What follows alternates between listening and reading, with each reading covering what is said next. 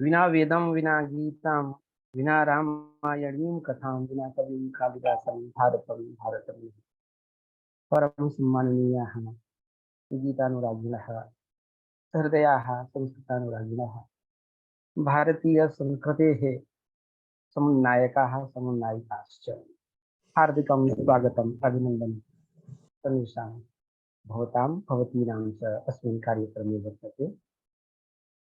जैसा कि आप सब जानते हैं, प्रत्येक एकादशी को श्रीमद् भगवद गीता संबंधित यह व्याख्यान किसी न किसी विश्वविद्यालय, किसी न किसी महाविद्यालय और चातुर्वेद संस्कृत संस्थान की अतुलनीय संयोजन में संपन्न होता है।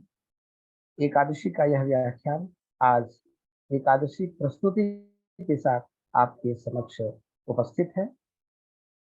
संस्कृत विभाग बीएसबी परिसर कुमाऊं विश्वविद्यालय नैनीताल उत्तराखंड, शिव प्रसाद संस्कृत डिग्री कॉलेज रामपुर बक्सर बिहार, चातुर्वेद संस्कृत प्रचार संस्थान काशी उत्तर प्रदेश, इन तीनों संस्थाओं का सौजन्य और संयोजन आपके समक्ष है।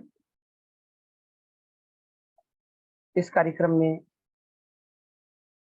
कुमाऊं विश्वविद्यालय और कृषि विश्वविद्यालय पंतनगर के महनीय कुलपति महोदय का आशीर्वचन भी प्राप्त होगा। हमें आपका सौजन्य और सानिध्य प्राप्त है।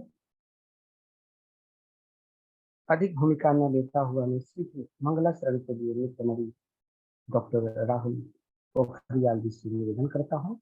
आप देवघर झारखंड में सहायक आचार्य पद पर हैं। आप मंगलाचरण से कार्यक्रम को आरंभ करें। राहुल जी।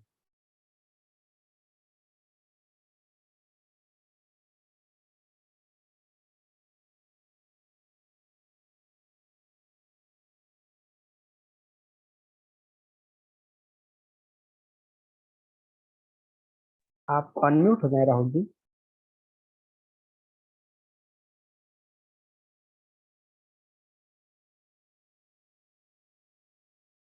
राहुल जी अनम्यूट कर लें, को होस्ट हैं आप, हो जाएंगे। नाम भिन्नः आसीत् अतः मया किञ्चित्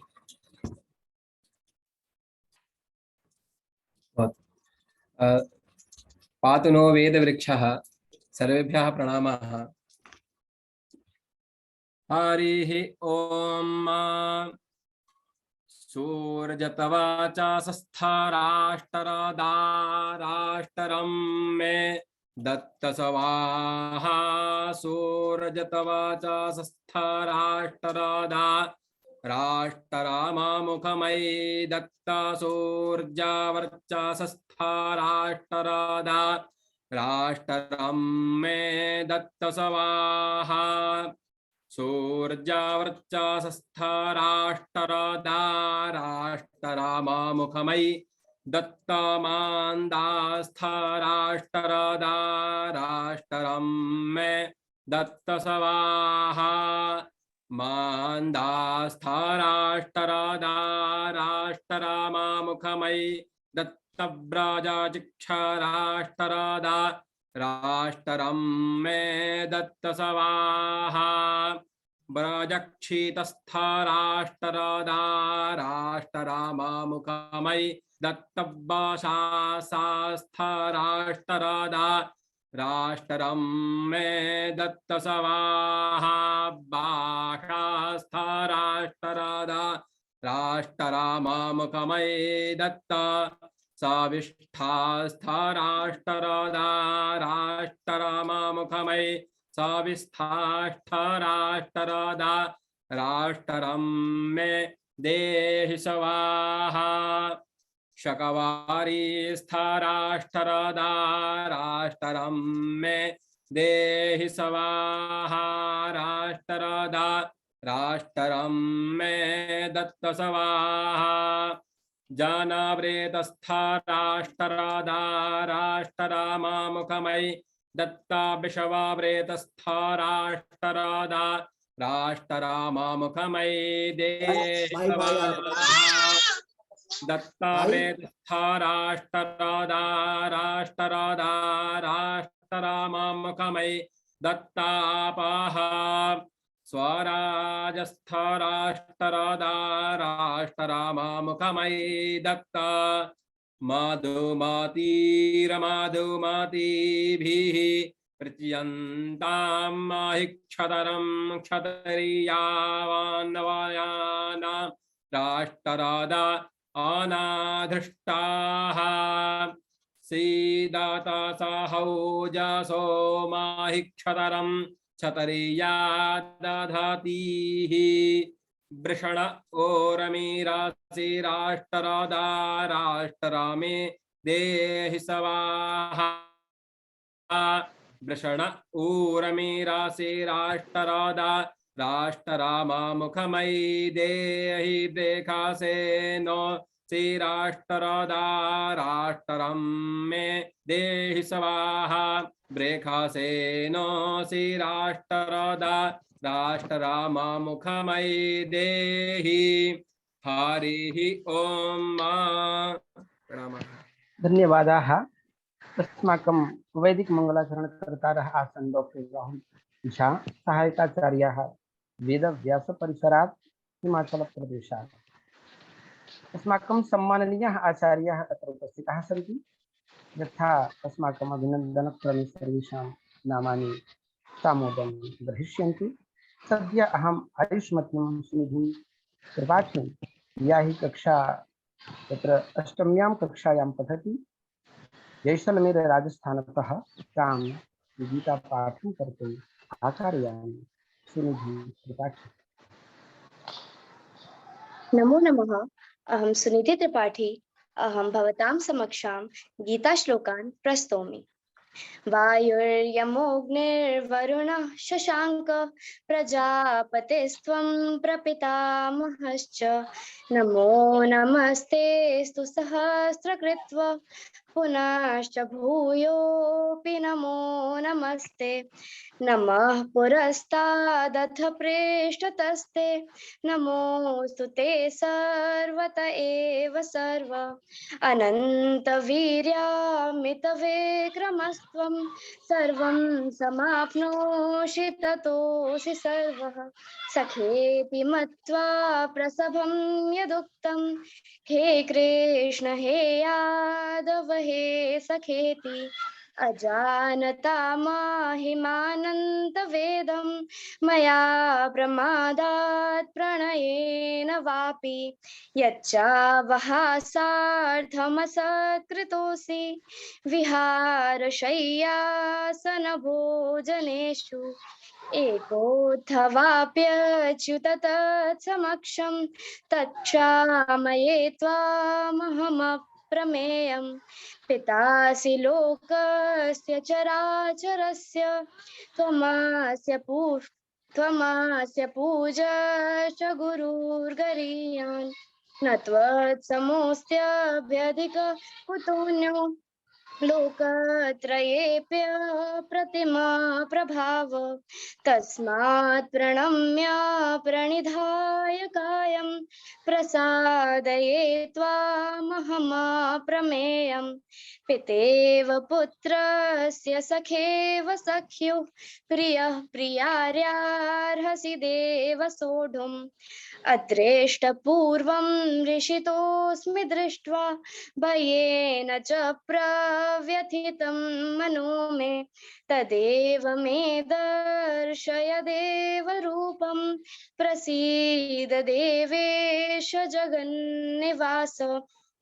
किरीटिनं गदिनं चक्रहस्तम् इच्छामि त्वां द्रष्टुमहं तथैव। तेनैव रूपेण चतुर्भुजेन सहस्रबाहो भव विश्वमूर्ते। धन्यवाद। नमो नमः। तदेव रूपम अनम्यूट कर लें। श्रीमद्भगवद्गीतायाः मन्त्राः अत्र आयुष्मत्या श्राविताः शुभानि सन्ति। इस कार्यक्रम में ऐसे महनीय आचार्य उपस्थित हैं जिनके विषय में कुछ कहना मैं समझता हूँ कि सीधे सूर्य का परिचय देना है। अभिभावक के रूप में कुमायूं विश्वविद्यालय के कुलपति जी, कुल सचिव श्री दिनेश चंद्र जी, संकाय अध्यक्ष कला प्रोफेसर इंदु पाठक, शोध निर्देशक प्रोफेसर मणि तिवारी जी आदि अन्य महाविद्यालय के भी हमारे आचार्य गुण जुड़े हुए हैं। विशिष्ट वक्ता और मुख्य वक्ता के रूप में जो हमारे नक्षत्र आज हमारे सामने विद्यमान है, जिन्होंने 40 से अधिक वर्षों तक संस्कृत की सेवा की है और निरंतर आज भी कर रहे हैं, ऐसे बलदेवानंद सागर जी और आदरणीय हमारे गुरु जी की बहन डॉक्टर शोभा मिश्रा जी, आप सबको मैं सादर प्रणाम करता हुआ सीधे अभिनंदन और स्वागत करने के लिए डॉक्टर क्षितीश्वर नाथ पांडे जी को आमंत्रित करता हूँ। भवन्तः आमन्त्र्यन्ते अतिथीनां स्वागतम अभिनंदनं ददातु। क्षितीश्वर नाथ पांडे महोदय। नमो नमः।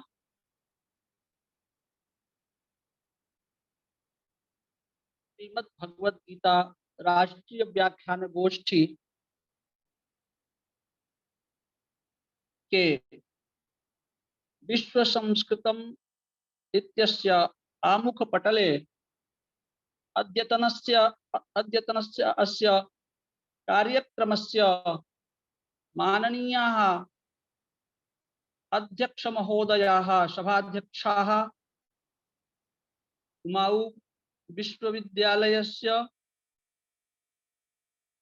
मनमोहन सिंह चौहान महाभागाः, भवताम् अस्मिन् कार्यक्रमे अहं स्वागतं व्याहरामि।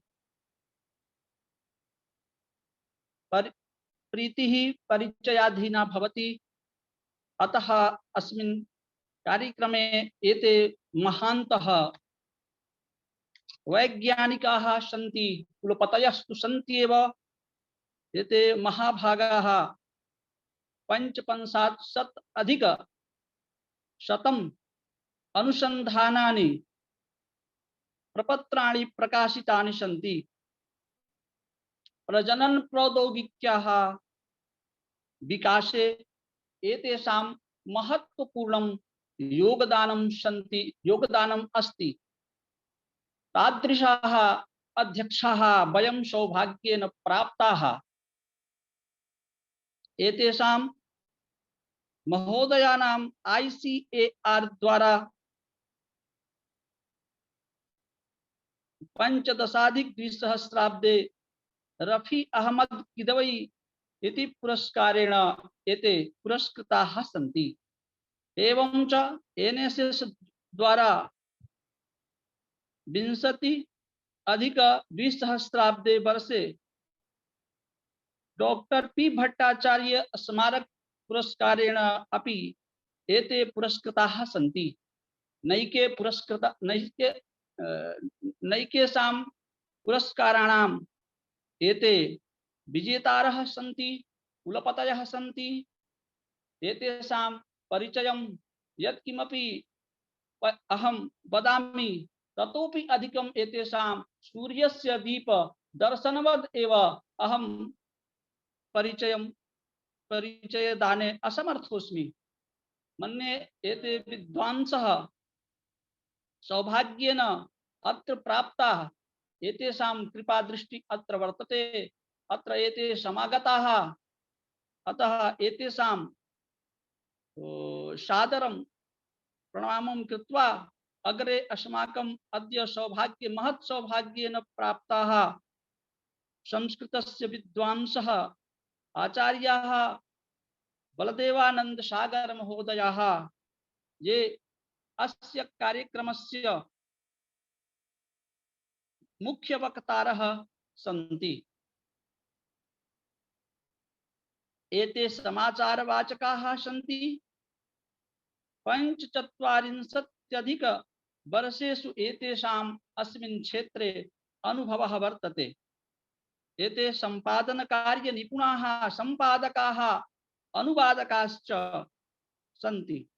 ऑल इंडिया रेडियो माध्यमेन एतेषां प्रसारणं भवति इति एते विश्वविश्रुताः सन्ति।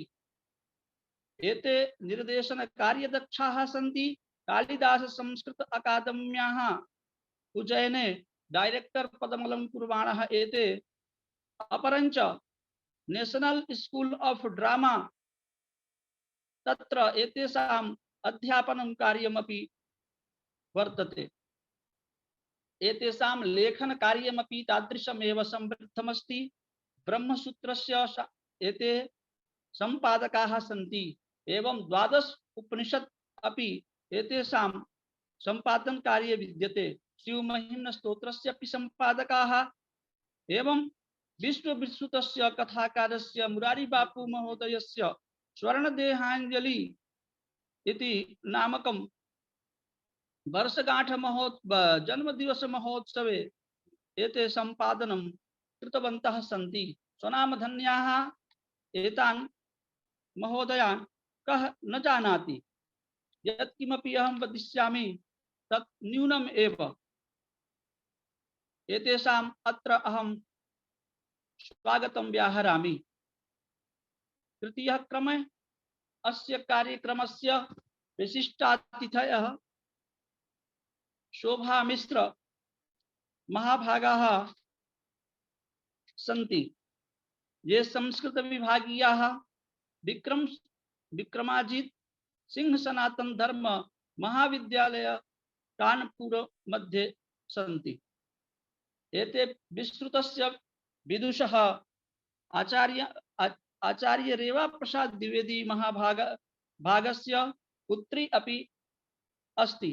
अतः एतेषां विद्वत्कुलस्य परिचयः अत्र भवति। एषा यादृशी विदुषी अस्ति तादृशी अस्याः वंशपरम्परा अपि अस्ति। एतस्याः संपूर्ण शिक्षा बनारस हिंदू विश्वविद्यालये एवं एषा बाल्यकालात् एव मेधावी आसीत्। अस्य अध्ययनं कलासंकाये वाणिज्यसंकाये अपि आसीत्। नैकेषां स्वर्णपदकानां विजेत्री इयम् एवं शोधकार्ये अपि एतेषां निर्देशनं वर्तते। सप्ताधिक शोधक छात्राः एतेषां निर्देशकेन उपकृताः सन्ति। एताः भारत तिब्बत समन्वय संघस्य बुंदेलखंड प्रान्तस्य महिला महामन्त्र्याः कार्यमपि कृतवती। एतेषाम् अहं भूरि स्वागतं करोमि। यतोहि एतस्याः समागमनेन अयं कार्यक्रमः धन्यताम् अनुभवति। अतः अस्माकं पक्षतः एतेषां भूरि धन्यवादः। एवं च अस्मिन्नेव उपक्रमे कुमाऊं विश्वविद्यालयस्य कुलपतयः मनमोहन सिंह महाभागेन सह कुलसचिवाः दिनेश चंद्र महाभागाः, संकायाध्यक्षाः इंदु पाठक महाभागाः, अन्येपि संस्कृतस्य ये विद्वांसः सन्ति, कला विभागीयाः एवं अत्र आभासिक पटले मंचे जे विद्यमानाः सन्ति तेषां सर्वेषां स्वागतम् अहं व्याहरामि। विशेषतः अस्य कार्यक्रमस्य ये संयोजकाः सन्ति ते अपि धन्यवादार्हाः सन्ति। एवं संयोजन समिते सदस्याः हरिप्रसाद अधिकारी महोदयाः, नवलताचार्याः, सुदर्शन सांडिल्य जी, गीता शुक्ला जी, मंजुलता शर्मा जी, अरविंद कुमार तिवारी जी, आशा द्विवेदी जी, उमाकांत शुक्ल जी, धनंजय मणि जी, प्रांगेश मिश्र जी, संदीप कुमार जी, अम्बरीश शुक्ल जी, शंभु त्रिपाठी जी एवं योजकस्तत्र दुर्लभः इतरीत्या आचार्य चंद्रकांत दत्त शुक्ल महाभागाः, राजकीय संस्कृत स्नातकोत्तर महाविद्यालय मुहम्मदाबाद गोहना मऊस्थाः तेषाम् अहमपि स्वागतं व्याहरामि। अन्ते च समन्वयिका प्रोफेसर जया तिवारी महोदयाः, अध्यक्षा संस्कृत विभागीयाः, कुमाऊं संस्कृत विश्वविद्यालयीयाः तासाम् अपि अहं स्वागतं व्याहरामि। अत्रैव सर्वेषाम् अत्र आभासिक मंचे परोक्ष रूपेण प्रत्यक्ष रूपेण च जे सन्नद्धाः सन्ति तेषां सर्वेषाम् अहं स्वागतम् अहं व्याहरामि। गीता सुगीता कर्तव्याः किमन्यै शास्त्रविस्तरैः या स्वयं पद्मनाभस्य मुखपद्माद्दृश्यतः। अत्रैव अहं सर्वेषां स्वागतं कृत्वा विरमामि। नमो नमः। बहुशोभनम्। भवतां सर्वेषामपि समवेतरूपेण सादरम् अभिनन्दनं वन्दनं नमस्काराश्च। संचालकवर्य, अग्रजवर्य, कविवर्य डॉक्टर अरविंद तिवारी महोदय, अभी अभी आभासी पटल पर समुपस्थित समस्त विद्वज्जन का सुमधुर सुरवाक से पुष्पांजलि पूर्वक अभिनंदन कर रहे हमारे काशी की परंपरा के विद्वान मनीषी डॉक्टर क्षितीश्वर नाथ पांडे जी, आप दोनों का अभिनंदन करते हुए चलते हैं आज के इस संगोष्ठी के मुख्य बिंदु पर। जब इस संगोष्ठी की परिकल्पना इस 11वें पर्याय की परिकल्पना को हम आप जिज्ञासु जनों के मध्य में रखने का अवसर हमने प्राप्त किया, तो बहुत से लोगों ने गूगल फॉर्म के माध्यम से अनेक जिज्ञासाओं को रखा। कई लोगों ने एकादशी के बारे में जानने के लिए, कई लोगों ने गीता के ज्ञान योग, विज्ञान योग, विभूति योग को पहले भी रखा था। संयोग से आज की इस गोष्ठी में विभूति योग, ज्ञान विज्ञान योग के उन सूक्ष्म रहस्यों को हम समझने का प्रयास करेंगे। विद्वान साधकों के द्वारा हम उन्हें जान सकेंगे, जहाँ पर भगवान कृष्ण अर्जुन को यह कहते हैं कि जब तुम इन्हें जान लोगे तो इसके अलावा तुम्हें कुछ जानने के लिए अवशेष नहीं रह जाएगा। ऐसे उस ज्ञान योग के माध्यम से आरंभ कर करके हम भगवान की विभूतियों को जानने के लिए विभूति योग की यात्रा करेंगे। तो गीता के दोनों ही 7वें और 10वें अध्याय के इस विशिष्ट व्याख्यान को आज हम यहाँ विद्वानों के द्वारा सुनेंगे। वस्तुतः गीता अमरवाणी है। गीता समग्र दर्शनों का सार है, या यूं कहें कि समस्त दर्शनों की जो गुत्थियां हैं उनका सरलतम सोपान है। गीता कर्तव्य अकर्तव्य, कर्म अकर्म, ज्ञान अज्ञान, धर्म अधर्म के द्विराहे पर खड़े समस्त प्राणियों की प्रेरणा है। समस्त प्राणियों का दिग्दर्शन कराने वाला अद्भुत ग्रंथ है। किंग कर्तव्य विमूढ़ युवा वर्ग के लिए, जनमानस के लिए सुपथ प्रेरिका है। यह ऐसी श्रीमद् भगवत गीता आज के प्रत्येक मानव के लिए, प्रत्येक प्राणी के लिए सर्वथा ग्राही है, उपादेय है। इसी को दृष्टिगत कर विभिन्न विश्वविद्यालयों के सहयोग से गीता के जिज्ञासु साधकों के द्वारा उनकी तपस्या का प्रतिफल प्राप्त करने के लिए यह सुंदर अवसर रचा गया है, सुंदर अवसर बनाया गया है, जिसके आप सभी साक्षी हैं। हम चलते हैं आज की इस गीता संगोष्ठी के विशिष्ट व्याख्यान की ओर। आज की इस गोष्ठी में विशिष्ट वक्ता के रूप में हमारे बीच में, जैसा कि अभिनंदन करते हुए आदरणीय क्षितीश्वर पांडे जी ने कहा कि आप उस उत्तम कुल, विद्वत कुल परंपरा की बगिया से अभिसिंचित हैं, जहाँ के आंगन में महाकवि कालिदास की वाणी का गुंजन निरंतर होता रहता है। ऐसी उस सनातन कवि महामहोपाध्याय प्रोफेसर रेवा प्रसाद द्विवेदी जी की आप सुपुत्री अग्रजा विक्रमजीत सनातन धर्म महाविद्यालय कानपुर संस्कृत विभाग की आचार्य प्रोफेसर शोभा मिश्रा महोदया जी, आपके रचनात्मक क्रियाओं की आप अभिरुचि रखती हैं, आप समाज सेविका भी हैं और आपका यह व्याख्यान और उपादेय हो जाता है जब आप गुरुवर द्वारा लिखित स्वातंत्र संभवम के द्वितीय सर्ग का सुंदर व्याख्या प्रस्तुत कर, जिसे दिल्ली विश्वविद्यालय में वह संचालित भी है, निर्धारित भी है। तो आप एक तरफ शास्त्र की विदुषी, एक तरफ समाज की सेवा कर रही हैं, दोनों में ही गीता के समन्वय को अच्छी तरह से समझती हैं। प्रतिभागी गण ने ज्यादातर ये अपेक्षा की है वक्ताओं से कि ज्ञान योग, विज्ञान योग, विभूति योग का मानव जीवन के योग में या वर्तमान परिप्रेक्ष्य में क्या उपादेयता है। तो इधर भी अपने व्याख्यान को दृष्टिगत करते हुए हमारा मार्गदर्शन करेंगी।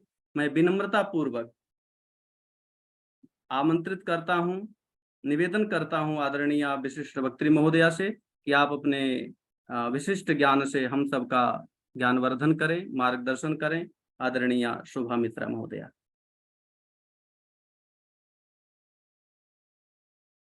अनम्यूट कर लें आप जी। इस गोष्ठी का संयोजन कर रहे सभी विद्वत बंधु को सादर प्रणाम। श्री परमात्मने नमः। आज का हमारा विषय श्रीमद् भगवद गीता में निरूपित विभूति योग है। श्रीमद् भगवद गीता महाभारत के भीष्म पर्व के 25वें अध्याय से 42वें अध्याय तक 18 अध्यायों में उपनिबद्ध है। इन 18 अध्यायों को विशिष्ट नाम देकर उनमें योग शब्द जोड़ते हुए प्रतिपाद्य को प्रस्तुत किया गया है। श्रीमद् भगवद गीता का जो 10वां अध्याय है वह विभूति योग नाम से जाना जाता है।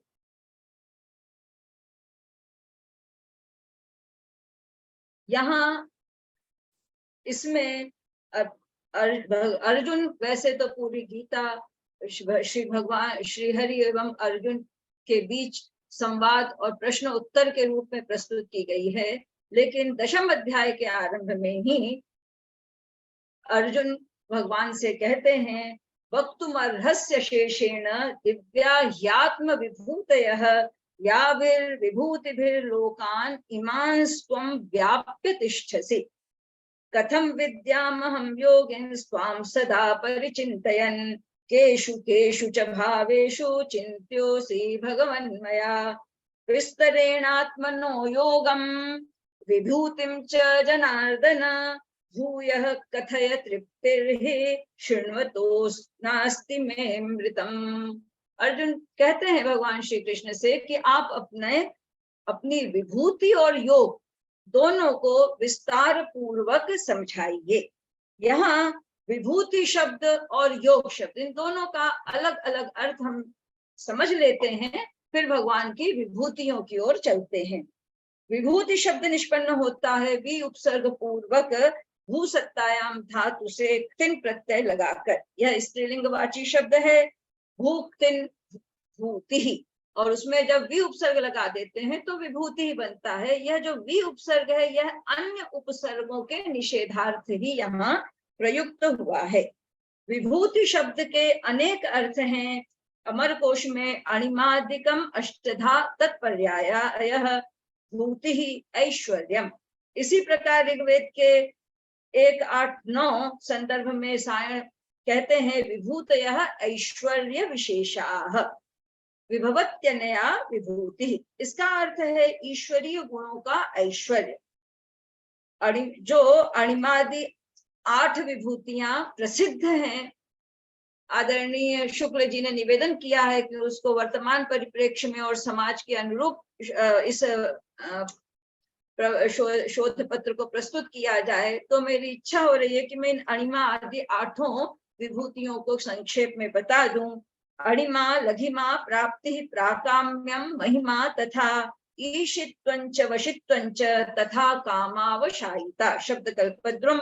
अणिमा अणुत्वम, सूक्ष्म होकर सर्वत्र विचरण करना। लघिमा लघुत्वम, हल्का होकर वायु के सदृश सर्वत्र पहुंच जाना। प्राप्ति अभीप्सित को प्राप्त कर लेना। प्राकाम्य इच्छा अनभिघात, सभी मनोरथों को प्राप्त कर लेना। महिमा महत्व इतना व्यापक हो जाना कि चतुर्दश भुवन भी समा जाएं। ईशित्व, प्रभुता, स्थावर जंगमादि सभी भूतों का आदेशानुगामी हो जाना। वशित्वम स्वातंत्र्यम, स्थावर जंगम स्वतंत्र रूप से आप सर्वत्र विचरणशील हो सकें। और कामावशायिता, कामे न इच्छया अवशायितुम स्थातुम शीलम यस्य, किसी के वश में न रहना, अपनी इच्छानुरूप ही रहना। ये जो 8 शक्तियां विभूतियां हैं ईश्वर में, ये 8 विभूतियां विद्यमान रहती हैं। भगवान श्री कृष्ण ने श्रीमद् भगवद गीता में अपनी विभूतियों का अनेकधा निरूपण किया है। और अर्जुन से कहते हैं, हंतते कथयिष्यामि दिव्या ह्यात्म विभूतयः प्राधान्यतः कुरुश्रेष्ठ नास्त्यन्तो विस्तरस्य में। भगवान कहते हैं कि मेरी विभूतियां अनंत हैं, मैं उनमें से कुछ का, हे कुरुश्रेष्ठ अर्थात अर्जुन, मैं तुमको उनका में से कुछ का विवेचन करूंगा, लेकिन ये तो अनंत विभूतियां हैं। इसी प्रकार हम योग शब्द को भी देख लेते हैं, क्योंकि विभूतिम योगम दोनों चीजें अर्जुन ने पूछी हैं। तो योग शब्द युज धातु से है प्रत्यय लगकर बना है। धातु पाणिनीय धातु पाठ में युज धातु 3 प्रकार का है। दिवादिगण में युजिर समाधौ, उचित होना अर्थ में युज्यते। चुरादिगण में युज संयम ने, संयत करना, काम में लगाना, योजयति अर्थ में। और रुधादिगण के रुजिर योगे, जुड़ना, एकत्र करना, मिलाना आदि के अर्थ में। यहाँ जब पित प्रत्यय परे होता है तो युनक्ति रूप बनता है, जब अपित प्रत्यय परे होता है तो युक्ते रूप बनता है। श्रीमद् भगवद गीता में योग शब्द दैवादिक समाधि तथा रौधादिक संयोग दोनों अर्थों में प्रयुक्त हुआ है। विभूति योग में भी प्रयुक्त योग शब्द वस्तुतः अद्भुत शक्ति प्रभाव का वाचक है। भगवान से अविचल शक्ति भाव, भक्ति भाव से जुड़ जाना ही योग कहलाता है। भगवान कहते हैं, एताम विभूतिम योगम च मम यो वेत्ति तत्वतः सो विकंपेन योगेन युज्यते नात्र संशयः। श्रीमद् भगवत गीता 10वें अध्याय का 7वां पद्य है।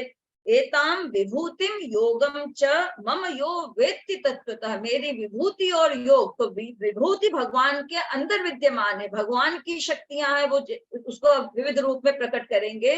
लेकिन योग भक्ताश्रित है।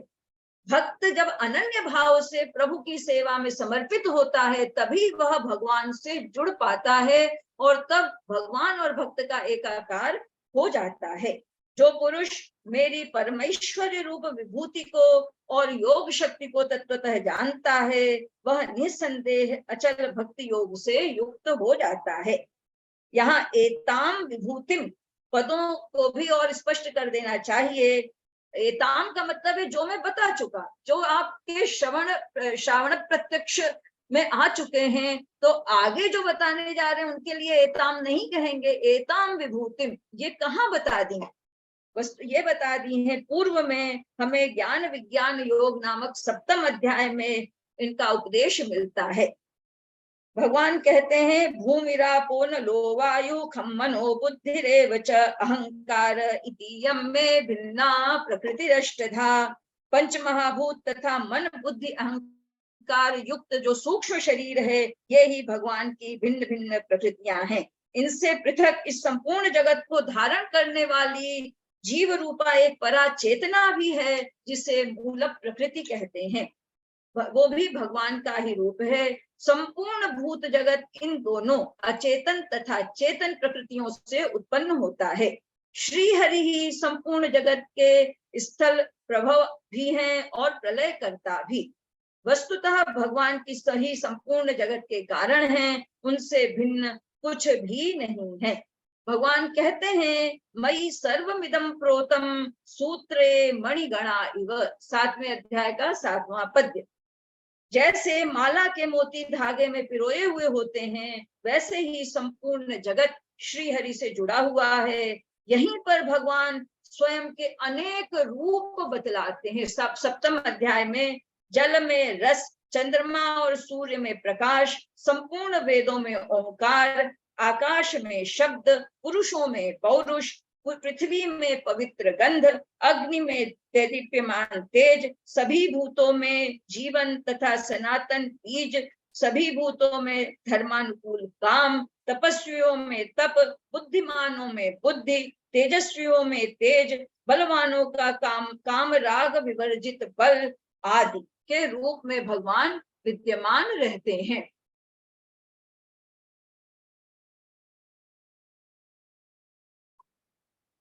भगवान के सात्विक, राजस एवं तामस भावों के भी अपने द्वारा भगवान इनको भी अपने द्वारा प्रवृत्त मानते हैं। हमारे आदरणीय मुख्य वक्ता आदरणीय सागर जी का प्रतिपाद्य विषय सप्तम अध्याय का ज्ञान विज्ञान योग ही है, अतः हम इस विषय को उनके ही श्रीमुख से सुनना चाहेंगे। और संक्षेप में बता दिया गया कि एताम विभूति में एताम पद वही सप्तम अध्याय और नवम अध्याय की ओर संकेत करता है, जहां भगवान बारंबार इस जगत में स्वयं को व्याप्त बतलाते हैं। समस्त विश्व की उपासना श्री भगवान की ही उपासना है, यह समझाते हुए समस्त विश्व को अपना ही स्वरूप बतलाते हैं। इस प्रकार नवम अध्याय में हम आते हैं तो देखते हैं, अहम क्रतुः, अहम यज्ञः, स्वधाहम, अहम औषधम, मंत्रोहम, अहमेवाज्यम, अहम अग्निः, अहम हुतम, पिताहमस्य जगतः, माता धाता पितामहः, वेद्यम पवित्रम ओंकारः, ऋक् साम यजुरेव च, गतिः भर्ता प्रभुः साक्षी निवासः शरणं सुहृत्, प्रभवः प्रलयः स्थानं निधानं बीजमव्ययं, तपाम्यहं वर्षं निगृह्णामि वर्षम् उत्सृजामि च, अमृतं चैव मृत्युश्च सद् असच्चाहम् अर्जुन, नित्याभियुक्तानां योगक्षेमं वहाम्यहम्, अहं हि सर्वयज्ञानां भोक्ता प्रभुरेव च। इस प्रकार नवम अध्याय के 16वें, 17वें, 18वें और 19वें पद्यों में तथा 22वें और 24वें पद्यों में प्रभु ने अपने स्वरूप को 40 प्रकार से प्रस्तुत किया है। ये भी ईश्वर की विभूतियां ही मानी जाएंगी। इन 40 भावों में से श्री भगवान ने अपनी सर्वत्र विद्यमानता रूपी अपने विभूति जन्य ऐश्वर्य को प्रतिपादित कर दिया है। वस्तुतः विभूति का अर्थ ईश्वर का ऐश्वर्य ही है। प्रभु की विभूति इतनी व्याप्त है कि वे कहते हैं, पत्रम पुष्पम फलम तोयम यो मे भक्त्या प्रयच्छति तदहम भक्त्युपहृतम अश्नामि प्रयतात्मनः। जो कोई भक्त प्रेम से हमें पत्र, जैसे विदुर जी का मेवा न खाकर साग विदुर घर खा, जैसे दुर्योधन की का मेवा न खाकर भगवान ने साग विदुर घर खायो की कथा प्रचलित है। पुष्प सुदामा जी का चूड़ा, फल चूड़ा ने वो शबरी के बेर, द्रौपदी की हाड़ी, तोयम रंति देव की कथा इत्यादि में मिलता है। बड़ी रोचक कथाएं, लेकिन यहाँ इनको बताने का अवसर नहीं है। और वस्तुतः ये कथाएं ही मुख्य उद्बोधन है, किंतु इनको बताने का अभी अवसर नहीं है, इसलिए हम आगे बढ़ते हैं। संदर्भ ये देख लीजिएगा, नवम अध्याय के अंतर्गत ही आता है। भगवान ईश्वरार्पण बुद्धि से कर्म, भोजन, हवन, दान तथा तप को करने की प्रेरणा देते हैं, क्योंकि ऐसा करने से इन सभी क्रियाओं के जो शुभ और अशुभ फल हैं, वे उससे जो साधक है वह मुक्त हो जाता है, उसका कर्माशय कर्मबंध नष्ट हो जाता है और वो मुक्ति को प्राप्त करता है। श्रीमद् भगवद गीता की मुक्ति भी साक्षात श्री हरि में समाहित हो जाना रूप ही है। मनुष्य प्रकृति से भिन्न भिन्न होते हैं, अतः भगवान यहाँ तक भी कहते हैं कि जो पूर्व में दुराचारी हैं, किंतु वर्तमान में उनमें सद्बुद्धि आ गई और अब से आगे वो ईश्वरार्पण बुद्धि से अनन्य भाव से भगवान की भक्ति करते हुए जीवन यापन करते हैं, तो वे दुराचारी भी साधु की कोटि में आ जाते हैं। ये भजन्ति तु माम भक्त्या मयि ते तेषु चाप्यहम्। भगवत गीता इसीलिए श्रेष्ठ है, यह गंगा से, गायत्री से और वेदों से भी उच्च है, इसलिए क्योंकि यहाँ जो भक्त है वह स्वयं की मुक्ति तो प्राप्त करता ही है, उसके साथ वह साक्षात भगवानमय हो जाता है, श्री हरि रूप हो जाता है, और तब वह स्वयं तो तर ही जाता है, वह तारणहार भी बन जाता है। इसलिए श्रीमद् भगवद गीता अधिक श्लाघ्य है, ग्राह्य है। भगवान इसीलिए कहते हैं, यहाँ बिल्व मंगल की कथा भी मुझे बतानी थी लेकिन समय अभाव है। मन्मया भव मद्भक्तः मदयाजी माम नमस्कुरु मामे वैश्यसि युक्त्वैवम् आत्मानं मत्परायणः। 9वें अध्याय का 34वां पद्य। अर्जुन, जैसा मैंने पहले कहा कि यह तो संवादात्मक शैली में लिखा गया ग्रंथ है। अर्जुन ने भगवान जी से बार बार प्रश्न किए और एक साथ अनेक प्रश्न ठोके। जैसे अष्टम अध्याय के आरंभ में वो कहते हैं, किम तद ब्रह्म, पहला प्रश्न, किम अध्यात्मम, किम कर्म, किम अधिभूतम, किम अधिदैवम, कथम अधियज्ञः और प्रयाण काले कथम ज्ञेयोसि। भगवान से पूछ लिया कि अंत के समय आप कैसे हमको हमारे लिए ज्ञेय होंगे। ये जो 7 प्रश्न हैं, इनका उत्तर देते देते भगवान 9वें अध्याय तक आ जाते हैं और फिर अंत में वो घोषणा करते हैं, हंतते कथयिष्यामि दिव्याह्यात्म विभूतयः। अब बता रहे हैं कि मैं अपनी दिव्य विभूतियों को बतलाता हूँ।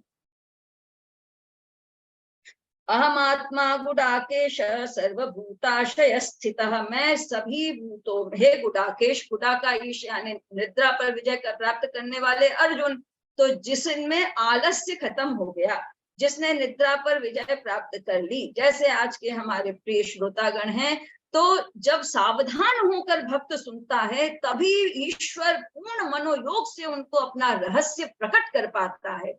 तो गुडाकेश बड़ा ही माने महत्वपूर्ण यह संबोधन है। अहम आत्मा गुडाकेश सर्वभूताशय स्थितः। मैं सभी भूतों में विद्यमान हूँ। अहम आदिश्च मध्यम च भूतानाम अंत एव च।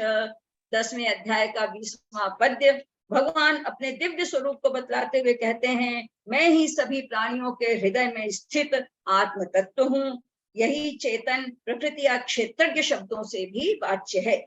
मैं ही सभी प्राणियों का आरंभ, मध्य और अंत हूँ। यद्यपि श्रीहरि सर्वभूताधिष्ठित हैं, तथापि उनको सृष्टि के विविध विभागों में से कोई कोई अभीष्ट अवश्य है। अतः उन्होंने 10वें अध्याय में आगे 21वें पद्य से लेकर 38वें मंत्र तक, पद्य कह लें या मंत्र तक, अपनी विभूतियों का वर्णन किया है।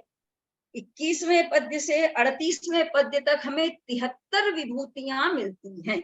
पूर्व की जोड़ लें तो वो तो अनेक हो जाएंगी, लेकिन स्त्री से संबंधित विभूति में उन्होंने 7 भाग किए हैं। अतः उनको 7 को जोड़ लें तो 80 हो जाएंगी और अंत में 2 और विभूतियां हम जोड़ते हैं तो अनेक विभूतियां इसमें हमें देखने को मिलती हैं। और मेरा समय भैया आप मुझे सावधान कर दीजिएगा, मैं वहीं चुप हो जाऊंगी।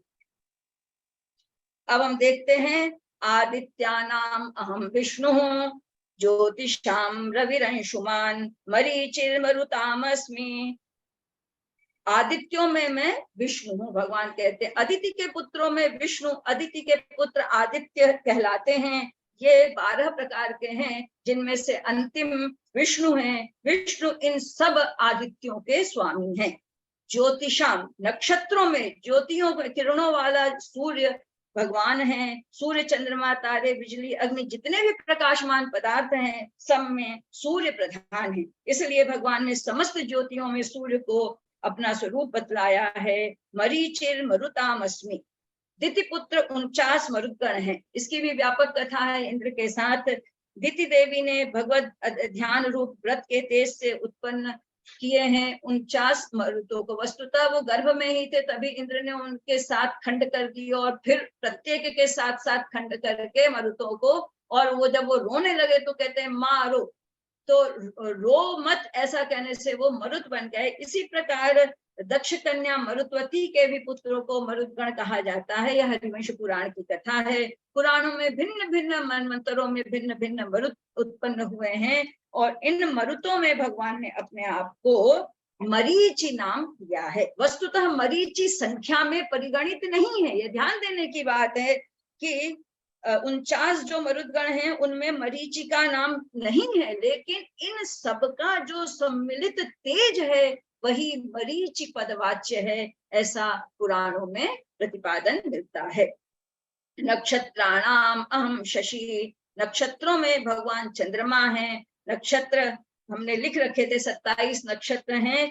इन सब में यद्यपि नक्षत्रों में भी चंद्रमा को परिगणित नहीं किया गया, इन सब 27 नक्षत्रों के स्वामी और संपूर्ण तारामंडल के राजा होने के कारण भगवान अपने आप को शशि चंद्रमा के रूप में मानते हैं। वेदा नाम सामवेदोस्मि, वेदों में सामवेद है, वो अत्यंत प्रिय है और गेय है।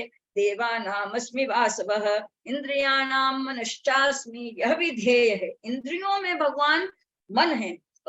एकादश इंद्रियां हैं, पंच ज्ञानेन्द्रियां, पंच कर्मेंद्रियां और एक मन। तो मन ज्ञानेन्द्रियों और कर्मेंद्रियों दोनों से संबद्ध होने के कारण, उनका नियंता होने के कारण मन को इंद्रियों में अपनी विभूति के रूप में गिना है। भूता नाम अस्मि चेतना, भूतों में जो चेतना है, समस्त प्राणियों की ज्ञान शक्ति ही चेतना कहलाती है। समस्त अनुभवों की हेतुभूत प्रधान शक्ति यही चेतना है। रुद्राणाम शंकरश्चास्मि, एकादश रुद्र हैं। इन रुद्रों में शंभु नामक छठे रुद्र हैं, जो सबके अधीश्वर कल्याणकारक होने के कारण भगवान की विभूति में परिगणित हैं। वित्तेशो यक्षसाम, यक्ष रक्षसाम में यक्ष और राक्षसों के मध्य में वित्तेश अर्थात कुबेर हूँ। कुबेर इनके राक्षसों के राजा हैं। वसुनाम पावकश्चास्मि, 8 वसुओं में पावक अर्थात अग्नि के रूप में भगवान की विभूति है। ये 8 वसु हैं, धर, ध्रुव, सोम, अह, अनिल, अनल, प्रत्यूष और प्रभास। तो जो छठवां अनल है वही भगवान की विभूति है। मेरु शिखरिणाम अस्मि, शिखर वाले जो पर्वत हैं उन पर्वतों में सुमेरु है। अब सुमेरु को ही क्यों गिना? क्योंकि यह पर्वत नक्षत्रों और धूपों का केंद्र है तथा सुवर्ण एवं रत्नों का भंडार माना जाता है। पुरोधसाम बृहस्पतिम, भगवान कहते हैं कि बृहस्पति देवराज इंद्र के गुरु, देवताओं के कुल पुरोहित और विद्या बुद्धि में सर्वश्रेष्ठ माने गए हैं। समस्त पुरोहितों में मुख्य तथा अंगिरसों के राजा माने जाते हैं। महर्षि अंगिरा के प्रतापी पुत्र ही बृहस्पति हैं। सेनानी नाम अहम स्कंदः, जो सेनानी सेनापति हैं उनमें मैं शिव सूनु स्कंद हूँ।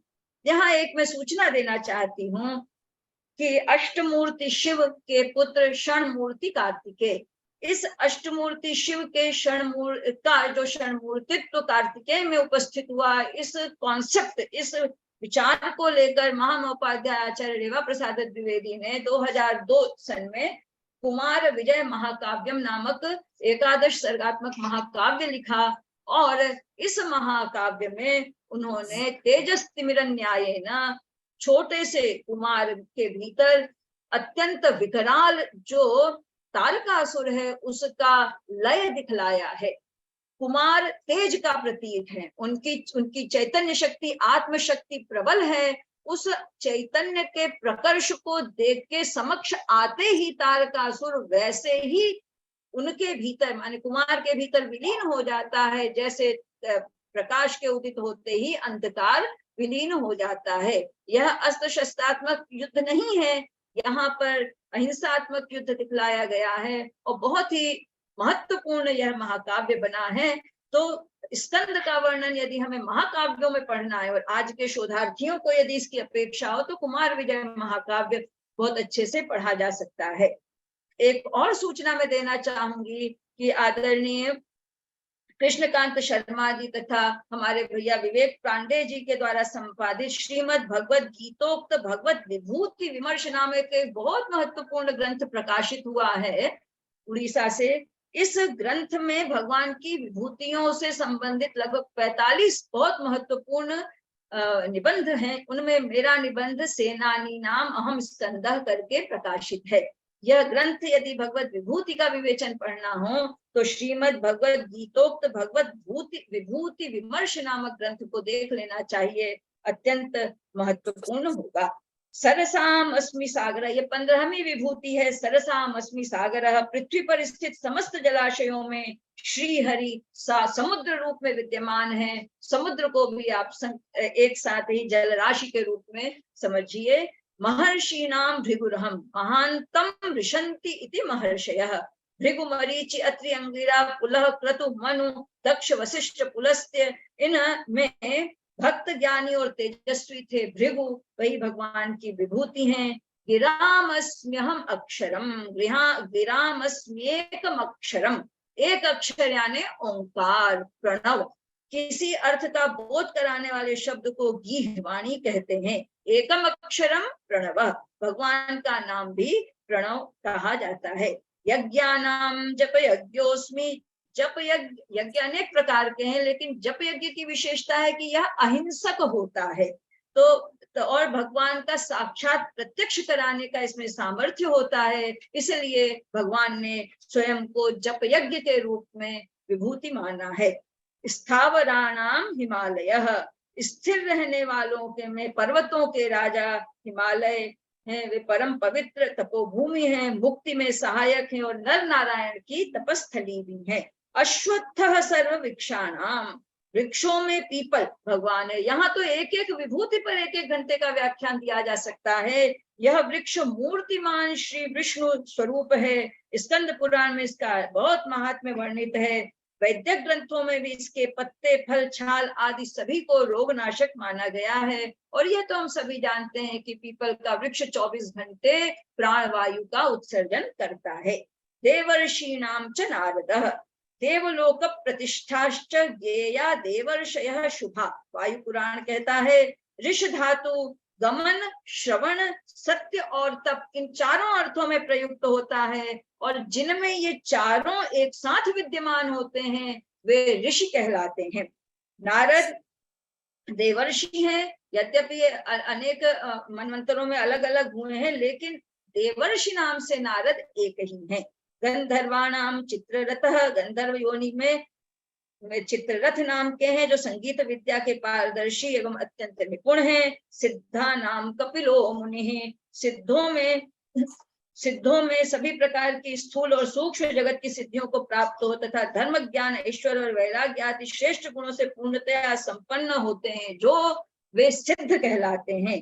कपिल महात्मा साक्षात ईश्वर के अवतार थे। बहुत सी बातें और लिख रखी हैं। उच्चै शव समाख्यानम, अश्वानाम, अश्वों में उच्चै शवा अश्व है क्योंकि ये समुद्र मंथन में अमृत के साथ उत्पन्न हुए हैं। ऐरावतम गजेंद्राणाम, गजों में ये ऐरावत हैं, इंद्र के वाहन और सर्वश्रेष्ठ गजराज हैं। नराणाम च नराधिपम, मनुष्यों में नराधिप अर्थात राजा ही ईश्वर की विभूति है। आयुधा नाम अहम वज्रम, आयुधों में वज्र है, वज्र का भी बहुत महत्व। ये दधीचि ऋषि के तप तथा साक्षात भगवान के तेज से युक्त होता है वज्र, इसलिए आयुधों में वज्र को माना। धेनु नाम अस्मि कामधो, धेनुओं में कामधेनु गौओं में श्रेष्ठ है, सभी कामनाओं की पूर्ति करने वाली तथा समुद्र मंथन से उत्पन्न है, इसलिए कामधेनु। प्रजनश्चास्मि कंदर्पः, धर्मानुकूल संतानोत्पत्ति के लिए किया जाने वाला काम ही हमारे शास्त्रों में मान्य है। इसलिए काम गर्य नहीं है नहीं है, किंतु धर्मानुकूल आचरण उसमें होना चाहिए। और इस प्रकार से भगवान काम को अपना स्वरूप प्रदान करते हैं। सर्पाणाम अस्मि वासुकी, ये वासुकी भगवान वासुकी सर्पों में है। और अनंतश्चास्मि नागानाम, जो शेष नाग हैं, फणियों में शेष नाग को भगवान ने अपना रूप माना है। वरुणो याद सामहम, जलचरों में जल देवताओं के अधिपति वरुण हैं, ये लोकपाल देवता हैं और भगवत भक्त हैं। पितॄणाम अर्यमा चास्मि यमः संयमतामहम, यम संयमन नियंत्रण रखने वालों में यम सर्वश्रेष्ठ है। प्रहलादश्चास्मि दैत्यानाम कालः कलयतामहम, मृगाणांच मृगेंद्रोहम। 2 बार काल आया है।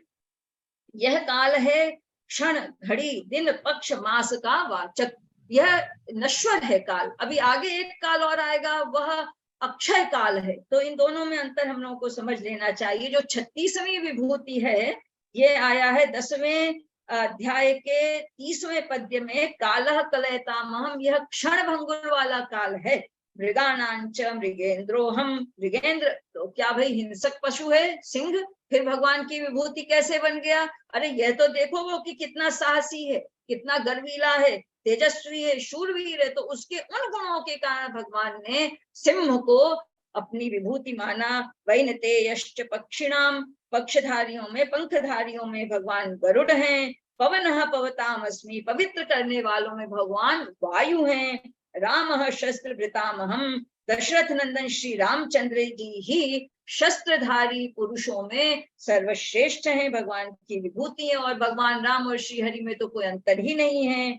झषाणाम मकरश्चास्मि, मछलियों में भगवान मगर हैं। स्रोतसाम अस्मि जाह्नवी, जो नदियां हैं उनमें जाह्नवी के रूप में भगवान ने अपनी विभूति को माना। सर्गाणाम आदिरंतश्च मध्यम चैव, ये भी तीन हो गए। सर्गों का वो आदि भी है, अंत भी है, और आदि है, मध्य है और अंत है। तीनों ही रूपों में, सर्ग के सृष्टि के तीनों रूपों में भगवान विद्यमान है।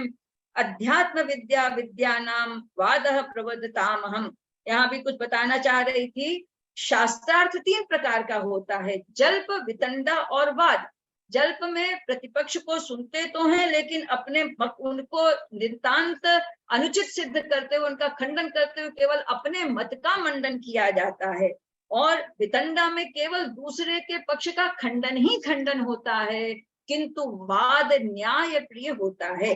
इसमें उभय पक्ष बोलते हैं और तब निर्णय होता है। इसलिए भगवान ने वादः प्रवदतामहम कहा। अक्षराणाम अकारोस्मि, अकारो वही सर्वावाक, ऐसा ऐतरेय ब्राह्मण में भी आया है। अकार आरंभिक वर्ण है, इसलिए अकार को माना। द्वंद्व सामासिकस्य च, समासों में द्वंद्व को माना, क्योंकि यह उभय पदार्थ प्रधान होता है। समास हम सब जानते हैं, अव्ययी भाव तत्पुरुष बहुव्रीहि और द्वंद्व तत्पुरुष का भेद कर्मधारय और द्विगु, लेकिन उभय पदार्थ प्रधान द्वंद्व होता है, इसलिए भगवान ने द्वंद्व को अपना रूप दिया। अहमेवाक्षय काल, जैसा मैं बता रही थी कि पूर्व विभूति जो काल है और उसमें और अहमेवाक्षय काल, भगवान पुनः काल का स्मरण करते हैं। सनातन, शाश्वत, अनंत, नित्य परब्रह्म परमात्मा का साक्षात स्वरूप जो अक्षय महाकाल है, वह काल के रूप में दोबारा गिना गया। पर इन दोनों कालों में एक अंतर है, पहला काल क्षणभंगुर है, दूसरा काल अक्षय है, इसलिए अक्षय शब्द यहाँ प्रयुक्त हुआ है। धाता हम विश्वतोमुखः, विराट के साथ ऐक्य स्थापित करने वाले चतुर्मुखी सर्वतोमुख धाता हैं। मृत्यु सर्वहरश्चाहम, सब कुछ नष्ट कर देने वालों में मृत्यु ही भगवान का रूप है। उद्भवश्च भविष्यताम, जो उत्पन्न होने वाले हैं उन सब के उद्भव स्थल हैं। अब देखिए नारी नाम, नारियों में भगवान ने 7 रूप माने। कीर्ति, श्री, वाक, स्मृति, मेधा, धृति, क्षमा। यही मैं कह रही थी कि इन 7 को अलग अलग गिन लें तो विभूतियां बढ़ जाएंगी, 73 से 80 हो जाएंगी। स्वयंभू मनु की कन्या प्रसूति का प्रजापति दक्ष से विवाह हुआ, उनसे 24 कन्याएं हुई, उनमें से 5 हैं कीर्ति, मेधा, धृति, इनका धर्म से विवाह हुआ। स्मृति का अंगिरा से विवाह हुआ, क्षमा का पुलह से विवाह हुआ। किंतु जो श्री है वो महर्षि भृगु की कन्या है और वाक ब्रह्मा जी की पुत्री है। ये 7 नारियों की विभूतियां भगवान ने मानी है। बृहत साम तथा साम नाम, साम वेद अलग है, वो वेदों में साम माना, और साम के अंतर्गत भी जो वे पद्धति है, गान है, उसमें भगवान ने अपने आप को बृहत साम के रूप में विभूति माना, क्योंकि इसका गायन अत्यंत सौष्ठव के साथ किया जाता है। गायत्री छंद साम हम 57वीं विभूति हम मानते हैं। छंदों में गायत्री, मासों में मार्गशीर्ष, ऋतुओं में कुसुमाकर अर्थात वसंत। द्यूतम छलयताम अस्मि, छलने वालों में भगवान द्यूत के रूप में विद्यमान है। तेजस्वी नाम हम, जो तेजस्वी प्रभावशाली पुरुष हैं, उनका जो तेज, उनका जो प्रभाव है, उस रूप में भगवान विभूति धारण करते हैं। जयोस्मि, मैं जीतने वालों में जय के रूप में विद्यमान रहता हूँ। निश्चय व्यवसायोस्मि, निश्चयात्मिका बुद्धि जिनमें होती है, उनका जो निश्चय है वह मैं ही हूँ। वृष्णीनाम सत्वम सत्ववताम हम, सात्विक पुरुषों का सात्विक भाव हूँ। वृष्णीनाम वासुदेवोस्मि, वृष्णिवंशियों में स्वयं वासुदेव भगवान हैं। पांडवानाम धनंजय, पांडवों में धनंजय अर्जुन हैं। मुनीनाम अप्यहम व्यासः, मुनियों में वेद व्यास हैं। कवियों में उष्णा कवि, इसका भी व्यापक विवेचन है। महर्षि शुक्राचार्य को उन्होंने कवियों में श्रेष्ठ माना है।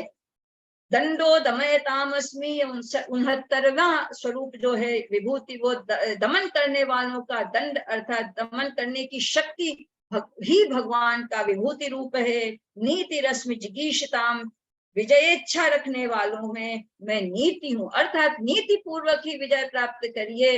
अकारण कुतर्कों से या छल पूर्वक विजय प्राप्त करना उचित नहीं है। मौनम चैवास्मि गुह्यानाम, गुप्त रखने वाले जो योग्य भाव हैं उनमें भगवान मौन रूप में विद्यमान रहते हैं। ज्ञानम ज्ञानवताम हम, ज्ञानवानों का तत्व ज्ञान भगवान श्री हरि ही है। ये होगा 10वें अध्याय का 38वां पद। यहाँ तक भगवान ने नाम ले लेकर अपनी विभूतियों को बतलाया है। सर्वभूतानाम बीजम, भगवान कहते हैं मैं सभी भूतों का बीज हूँ, उत्पत्ति कारण हूँ, क्योंकि चराचर का कोई भी भूत नहीं जो श्री हरि से रहित हो। सर्वत्र श्री हरि व्याप्त है, भगवान व्याप्त हैं, तो कोई और कारण बन भी नहीं सकता। अंत में भगवान कहते हैं दान्तोस्तिमव दिव्यानाम विभूति नाम परंतप, एष तु उद्देश्यतः प्रोक्तः विभूतेर विस्तरो मया। उद्देश्यतः माने नाम से केवल मैंने अपनी विभूतियों को बताया है।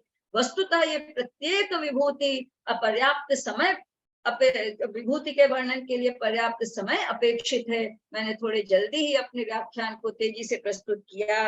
यद यद यद विभूति मत्सत्वं श्रीमदूर्जितमेव वा तत्तदेवावगच्छत्वं मम तेजोंश संभवम्। जो भी विभूति से युक्त अर्थात ऐश्वर्य से युक्त तत्व इस जगत में दिखलाई देते हैं, वस्तुतः उन सब को भगवान रूप ही समझना चाहिए। पहली बात, भगवान की कृपा के बिना ऐश्वर्य प्राप्त नहीं हो सकता, विभूति प्राप्त नहीं हो सकती। दूसरी बात, जब सर्वव्यापी है भगवान, तो कहीं भी उनसे अतिरिक्त कोई स्थल ही नहीं है जिसको उनसे हटाकर गिन लिया जाए। इसलिए इनको तत्तदेवावगच्छत्वं मम तेजोंश संभवम्, विभूति युक्त, ऐश्वर्य युक्त, कांति युक्त और शक्ति युक्त वस्तु है जो सब, वे सब भगवान के अंश रूप में अभिव्याप्त हैं। इस प्रकार श्रीमद् भगवद गीता में भगवान का विभूति योग अत्यंत विस्तार से प्रतिपादित है। हमको और धैर्य पूर्वक इसका श्रवण और गहन अध्ययन करना चाहिए। आपने मुझे यहाँ बोलने का अवसर दिया, मैं आपके प्रति अत्यंत कृतज्ञ हूँ। बहुत बहुत धन्यवाद। और आपने अभी अंतिम जो वाक्य कहा कि बिना प्रेम और समर्पण के भगवान के ऐश्वर्य को नहीं जाना जा सकता है। वस्तुतः मैं अभी जब आपके व्याख्यान को सुन रहा था तो ये सोच रहा था कि हमें पहले उस प्रेम भक्ति को जगाने वाले ज्ञान विज्ञान योग को पहले हमें सुन लेना चाहिए था, तब जाकर के हमारा यह जो क्योंकि विभूति योग जब व्यक्ति जान लेता है, जब वह ईश्वर के स्वरूप को जान लेता है, तो उसके लिए कुछ शेष नहीं रह जाता है। डॉक्टर चंद्रकांत शुक्ला जी, आपको थोड़ी देर रुकूंगी। हमारे माननीय कुलपति जी के पीए श्री लीलाधर उपाध्याय जी यहाँ पर उपस्थित हैं, ये आभासी पटल में है, आपका स्वागत करते हैं। हाँ, माननीय कुलपति जी के पीए श्री लीलाधर उपाध्याय जी हैं जी। आपका हार्दिक उपाध्याय महोदय का इस राष्ट्रीय गीता व्याख्यान गोष्ठी में समिति की ओर से सभी उपस्थित प्रतिभागियों की ओर से आपका हार्दिक अभिनंदन है। सर प्रणाम। प्रणाम सर। माननीय कुलपति जी जुड़ नहीं पा रहे हैं तो उनके, हाँ, तो इसलिए मैंने बार बार अनुरोध किया था, तो हमारे उपाध्याय जी हमारे बीच में आ गए और बता रहे थे कि कुछ स्वास्थ्य की दिक्कत है आपको थोड़ा सा। जी धन्यवाद जी जी जी जी, बहुत बहुत धन्यवाद उपाध्याय जी, आप आए, बहुत हमारे कार्यक्रम की शोभा बढ़ाई, हमें हमारा गौरव बढ़ाया। बहुत बहुत धन्यवाद। ठीक है, आगे अब इसको शुरुआत करिए। तो विशिष्ट वक्ता महोदया के द्वारा हम लोगों ने भगवान के ऐश्वर्य को, उनके विभूति योग को विभिन्न विभूतियों के माध्यम से समझा। यद्यपि एक एक विभूति पर आपने जैसा कहा कि घंटों व्याख्यान किए जा सकते हैं, क्योंकि इतना अगर आसान होता कि हम 20 से 30 मिनट में ईश्वर को समझ लेते तो वर्षों वर्षों तक की तपस्या लोग ना करते। पूरा जीवन खपा देने वाले भी अंत में यही कहते हैं, राम तुम कौन हो, ईश्वर तुम कौन हो। लेकिन अत्यल्प समय में आपने परमात्मा के उस ऐश्वर्य को, समग्रता को अपने शब्दों में हमारे समक्ष प्रस्तुत करने किया। हम सभी आपके प्रति अत्यंत आभारी हैं। आपको हमसे जोड़ने के लिए, इस पटल तक पहुंचाने के लिए हमारे मित्रवर्य शंकर शिक्षा यत्न के डॉक्टर मणि शंकर द्विवेदी जी जुड़े हुए हैं। अभी कुछ और आचार्यगण इस बीच में यहाँ हमें दिख रहे हैं। डॉक्टर प्रांगेश मिश्र जी हैं, अनीता कुमारी जी, अलका कुशवाहा जी, सुनील शुक्ला जी, जगदीश चंद जी। प्रत्येक गोष्ठियों में जिज्ञासु तथा धैर्य श्रोता के रूप में हम सबका उत्साह वर्धन करते हैं अशोक कुमार द्विवेदी जी। ललिता सिंघल जी बहुत ही जिज्ञासु श्रोता हैं। आप हमेशा सभी गोष्ठियों में उपस्थित होकर के उत्साह वर्धन करती हैं। मोनिका जी, डॉक्टर आकाश जी, डॉक्टर सज्जन पासवान जी, अनन्या श्रीवास्तवा जी, आचार्य अविनाश चंद्र शुक्ल जी, प्रोफेसर मंजुलता जी, आदित्य कुमार जी, NR भारद्वाज जी और डॉक्टर विपिन दुबे जी आदि, डॉक्टर अवनींद्र कुमार पांडे जी मऊ राजकीय महिला महाविद्यालय से, डॉक्टर दीपलता जी हिमाचल विश्वविद्यालय से, धनंजय मणि त्रिपाठी जी जामिया मिलिया विश्वविद्यालय से, संयोजक समिति के आप सदस्य हैं, जगदीश चंद जी, ऐसे अनेक हमारे आचार्यगण विद्वज्जन अभी उपस्थित। हम सभी का हृदय से अभिनंदन करते हैं, वंदन करते हैं। और अब चलते हैं आज के इस संगोष्ठी के जो मुख्य वक्ता हैं, उनका परिचय बस मैं इतने अगर कहूँ आपके समक्ष। संप्रति वार्ताः श्रूयन्ताम् प्रवाचकः बलदेवानंद सागरः।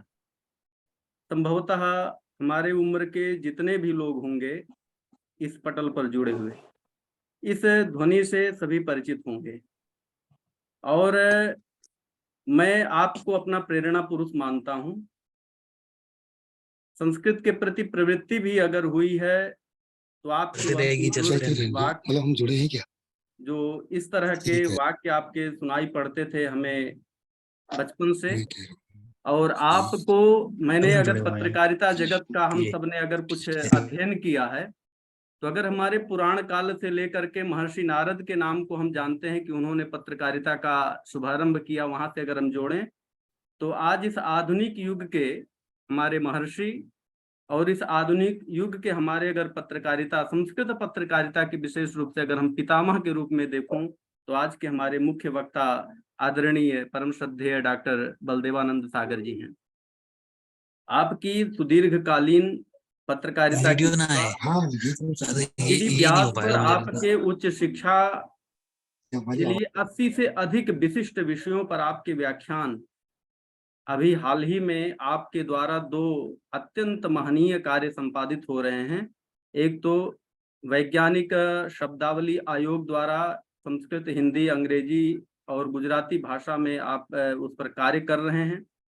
आप हमारे यशस्वी प्रधानमंत्री के मन की बात कार्यक्रम को, सभी अभी तक के एपिसोड को आपने संस्कृत में मनोगतम इति रूप से आपने हम संस्कृत प्रेमियों के समक्ष आपने उपस्थित किया है। आपके ये सारे क्रियाकलाप आपके YouTube चैनल पर भी उपलब्ध हैं। राज्यसभा टीवी पर निरंतर आपका आता रहता है, DD न्यूज पर भी हम सुनते रहते हैं। तो ऐसे समग्रता को अपने में समेटे अपने व्यक्तित्व में राष्ट्रपति पुरस्कार से सम्मानित परम श्रद्धेय मुख्य वक्ता आदरणीय बलदेवानंद सागर महोदय को मैं सश्रद्ध आमंत्रित करता हूं कि हम सबका मार्गदर्शन करें। सागर महोदय, स्वागत है।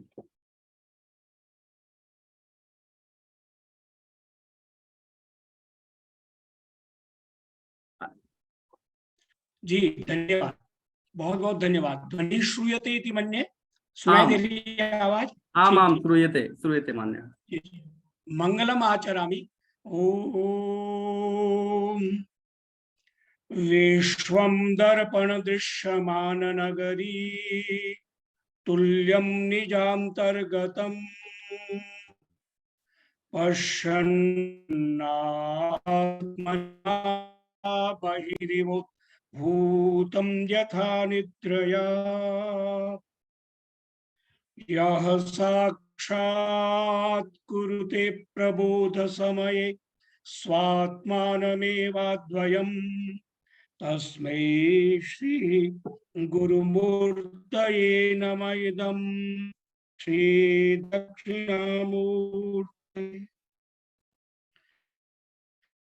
भगवद गीता की ये जो परम पवित्र और उपयोगी श्रृंखला, व्याख्यान श्रृंखला है, उसमें आज का ये विशेष सत्र कहूंगा, क्योंकि आज निर्जला एकादशी है, कल गंगा दशहरा था और एकादशी के ही दिन आपने ये अच्छा उपक्रम आरंभ किया है श्रीमद् भगवद गीता का, तो विशेष अवसर है। और इस समय सभा अध्यक्ष जी, जैसे अभी आपने बताया, आदरणीय चौहान साहब नहीं आ पाए हैं और उपाध्याय जी आए हैं, तो आदरणीय उपाध्याय जी और माननीय शोभा मिश्रा महोदया, जिन्होंने अभी विभूति योग के बारे में इतना अच्छा पूरा होलिस्टिक अप्रोच के साथ, समग्रता के साथ आपने विषय रखा, तो मुझे बल मिला है। क्योंकि हम देखते हैं कि भगवत गीता की उपयोगिता के बारे में अगर वर्णन करें, उसके महात्मा के बारे में, तो जितना भी बोला जाए कम है। गीता सुगीता करते गया। और हम लोगों को जब भी अवसर मिलता है तो हम कहते हैं कि भारत की पहचान क्या, अगर कोई पूछे तो आज की हमारी जो युवा पीढ़ी है उनके लिए यह उत्तर है संक्षेप में कि जो 5 गकार है वो भारत की पहचान। गंगा है, गायत्री मंत्र है, गौ है, और हमारी जो गुरु परंपरा है और गीता, ये ग के हिसाब से आप याद रखें। तो हमारी जो गीता परंपरा है भारत की, जिसमें श्रीमद् भगवद गीता तो ही है, लेकिन अवधूत गीता है, उसके बाद हमारे यहाँ श्रीमद् गुरु गीता है, जो पुराणों में मतलब अनेक प्रकार से विभिन्न प्रसंगों में गाई गई है और गाई जाती है, उसका पाठ किया जाता है। श्रीमद् भगवद गीता, अवधूत गीता, अष्टावक्र गीता, श्रीमद् भगवद गीता तो है ही है। तो इस तरह से गीता की जो हमारी परंपरा है वो अद्भुत परंपरा है। गीता पढ़ना, गीता का पाठ करना, गीता का मनन करना, गीता को सुनना, ये सब एक तरह से रचनात्मक शक्ति का प्रतीक है, ऊर्जा का प्रतीक है। और हम जब आरंभ करते हैं तो इसमें प्रथम अध्याय, द्वितीय अध्याय, तृतीय अध्याय, ऐसे आप जानते हैं 18 अध्याय है, 700 श्लोक है, कुछ और श्लोक भी है, ऐसे विद्वान जो रिसर्च किया वो मानते हैं। किंतु जितना भी हो, महाभारत में जैसे माननीय शोभा जी ने बताया कि भीष्म पर्व में इस तरह से गीता, वैसे तो कुरुक्षेत्र के मैदान में श्री कृष्ण के श्रीमुख से अर्जुन को ही सुनाया जाता और संजय उसका आंखों देखा हाल धृतराष्ट्र को सुनाते हैं। तो बाद में इस परंपरा, परम पवित्र परंपरा, सनातन परंपरा में मैंने जो पढ़ा है वो मैं आपको बताता हूं कि पहले ये विभाग नहीं था कि प्रथम अध्याय विषाद योग है या दूसरा अध्याय सांख्य योग है, तीसरा अध्याय कर्म योग है, ज्ञान कर्म संन्यास योग चतुर्थ अध्याय है, 5वां अध्याय जो है वो कर्म संन्यास योग है, 6ठा आत्म संयोग है, 7वां ज्ञान विज्ञान योग है, 8वां अक्षर ब्रह्म, इस तरह 10वां विभूति योग है, 11वां विश्व रूप दर्शन। ये सारे आचार्य मधुसूदन सरस्वती जी ने ये नाम दिए है, ऐसा मैंने सुना है। अगर मैं मेरी त्रुटि है तो विद्वानों से मैं चाहूंगा कि इसको आप संशोधित करें। और 18 अध्याय है तो उसको त्रिक में हम बांटे तो 6 अध्याय पहले, 1 से 6, 7 से 12, 13 से 18, ऐसे 3 में ज्ञान कर्म और उपासना की बात या ज्ञान कर्म और भक्ति की बात कही गई है, ऐसा विद्वान लोग कहते हैं। गीता अद्भुत है और इसका पाठ करें तो हमको अनुभव होता है शक्ति का। यह अद्भुत क्यों है, पहले तो ये मैं आपके साथ साझा करना चाहूंगा। अद्भुत इसलिए है कि इसमें जो कुछ भी अर्जुन को योगेश्वर श्री कृष्ण कहते हैं वो अधिकार से कहते, कमांडिंग वॉइस में बोलते हैं। अर्जुन ऐसा है, अर्जुन ऐसा है, अर्जुन तू कहता मैं युद्ध नहीं करूंगा, तू कौन होता है युद्ध करने वाला, मेरी प्रेरणा से तू करेगा। अर्जुन पूछता है आप अपरः भवति जन्म, इस तरह से और जन्म होता है नहीं है।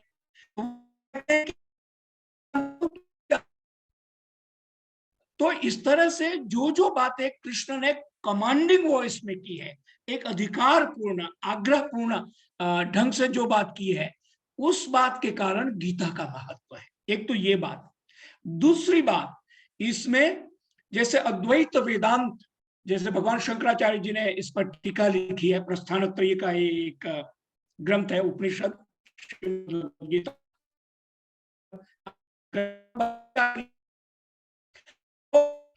श्रीमद् भगवत गीता में वेदांत में हम 3 सत्ता मानते हैं, व्यावहारिक सत्ता, आध्यात्मिक सत्ता और प्रातिभाषिक सत्ता।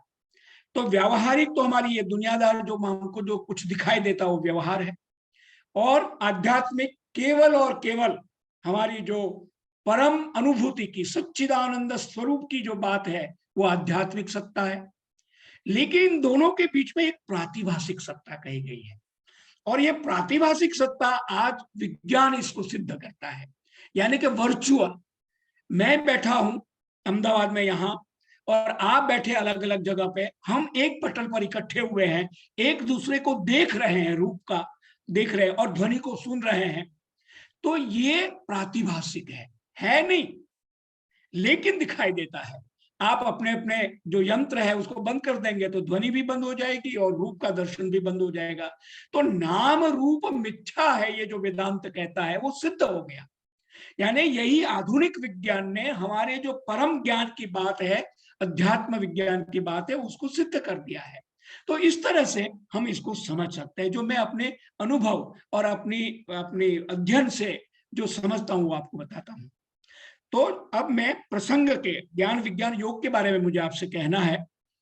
और माननीय शोभा जी ने जैसे कहा कि एक एक विषय पर बहुत कुछ कहा जा सकता है, क्योंकि हरि अनंत हरि कथा अनंता। मैं तो यही कहूंगा कि भारतीय मनुष्यों ने, हम उनके ऋणी हैं, हम पे ऋषि ऋण है। इतनी खोज की है, इतना चिंतन किया है, इतना कुछ ज्यादा हमारे लिए थाती धरोहर दी है कि हम जितना भी करें कम है उनके प्रति, उनकी कृतज्ञता का ज्ञापन करें कम है। तो 7वां जो अध्याय है गीता का वो ज्ञान विज्ञान योग है। योग के बारे में शोभा जी ने जो बात कही कि युज धातु से जैसे है, तो ये हर एक आचार्य मधुसूदन सरस्वती जी ने हर एक अध्याय को योग के साथ जोड़ा। जैसे उन्होंने कहा विषाद योग, सांख्य योग, कर्म योग, ज्ञान विज्ञान योग, विभूति योग। तो योग का मतलब जुड़ना, माने जीव का शिव के साथ जुड़ना, व्यवहार का अध्यात्म के साथ जुड़ना, ज्ञान का कर्म के साथ जुड़ना, भक्ति का उपासना के साथ जुड़ना। ये जो सामंजस्य है, जो यूनिफॉर्मिटी है, जो एकता और समन्वय की बात है, वो गीता में 100% माने अनुभव की बात है। आप अध्ययन करें, सुने तो इसका अनुभव होगा। तो ये जो समन्वय की बात है ये योग है। योग जैसे है ना, ये योग बन गया, संयोग बन गया। अब योग के साथ उपसर्ग आप लगाइए, संयोग, वियोग, प्रयोग, प्रयोग जो भी है। तो संस्कृत भाषा की, संस्कृत विद्या की महिमा है कि एक एक शब्द में शब्दानाम अनेका अर्थ, महाभाष्यकार ने जैसे कहा है। तो इस प्रकार से हम ज्ञान विज्ञान योग शुरू करें उससे पहले 6ठा अध्याय है आत्म संयम योग। बाकी जो अध्याय है उसके बाद 6ठा योग। और 6ठे योग के अंत में 2 श्लोक जो है वो मैं केवल आपके सामने रखूंगा संदर्भ के लिए, कॉन्टेक्स्ट के लिए। तपस्वीभ्यो अधिको योगी, ज्ञानीभ्योपि मतोधिकः, कर्मिभिश्चाधिको योगी, तस्माद् योगी भवार्जुन। अर्जुन योगी बनते। क्यों? कि जो तपस्वी है, जो ज्ञानी है, जो कर्मी है, उन सबसे महत्व ज्यादा योगी का है। क्योंकि युक्ताहार विहारस्य युक्त चेष्टस्य कर्मसु, जैसे वो कहते हैं कि योगी का मतलब सब में सामंजस्य स्थापित करना। किसी एक क्षेत्र में मैं अतिवादी हो जाऊंगा, बहुत ज्यादा जगूंगा या बहुत ज्यादा सोऊंगा, बिल्कुल नहीं खाऊंगा या बहुत ज्यादा खाऊंगा, तो अति जहां होगा उसमें जो प्रकृति की एक साम्यावस्था है उसमें विकार आ जाएगा। इसलिए योगी होना माने सभी स्थितियों में समन्वय करना, ये बार बार गीता में कहा गया और यही जीवन का तत्व है, सुखी स्वस्थ रहने का है। अगर जीवन और मृत्यु की बात है तो एकदम शुरू ही उन्होंने मृत्यु से कहा, वासांसि जीर्णानि यथा विहाय। भाई मृत्यु तो शरीर की होती है, आत्मा की तो मृत्यु होती ही नहीं है। आत्मा तो अजर अमर है, आत्म तत्व जो है वो तो हमेशा ही रहेगा। उसके बाद फिर विस्तार से धीरे धीरे वो करते गए। तो उसका फिर अंतिम श्लोक जो 6ठे अध्याय का है वो है योगी नाम अपि सर्वेषां मद्गतेनांतरात्मना श्रद्धावान लभते ज्ञानम श्रद्धावान भजते माम स मे युक्त तमो मतः। माने योगियों में भी जो लगा पूर्ण रूप से समर्पित हो मेरे प्रति, माने जीव को मनसा वाचा कर्मणा परम सत्ता के सामने, परम तत्व के सामने समर्पित कर देना है। ना हम करता हरि करता, ना हम करता हरि करता, ये भाव साधक आरंभ में नहीं आएगा, धीरे धीरे साधना करने से ही आएगा। लेकिन साधना करने का मार्ग गीता पद पद पर देता है। और जहां साधक को यह होता है कि मेरे से नहीं होता, तो गीता का पाठ करने के बाद पुनः शक्ति आ जाती है, उसका अनुभव होता है। और सप्तम अध्याय में ज्ञान विज्ञान योग की जब बात जैसे मैं आपके सामने रख रहा हूं, तो उसमें श्री भगवान उवाच से शुरू, बाकी अध्यायों में अर्जुन पूछते हैं भगवान बताते हैं, अर्जुन पूछते हैं श्री कृष्ण बताते हैं, लेकिन सप्तम अध्याय में आरंभ ही श्री भगवान उवाच इससे हुआ है। तो उसके बाद में आपके सामने रखो, मैया सक्त मना पार्थ योगम युंजन मदाश्रय असंशयम समग्रम यथा ज्ञास्यसि तच्छृणु। जैसे शुक्ल जी भी बता रहे थे कि वो योग मैं तुम्हें बताऊंगा कि जिसको जानने के बाद तुम्हें कुछ शेष नहीं रहेगा, जानना समग्रम। तो वो बात हम थोड़ा समय आपके सामने विस्तार से रख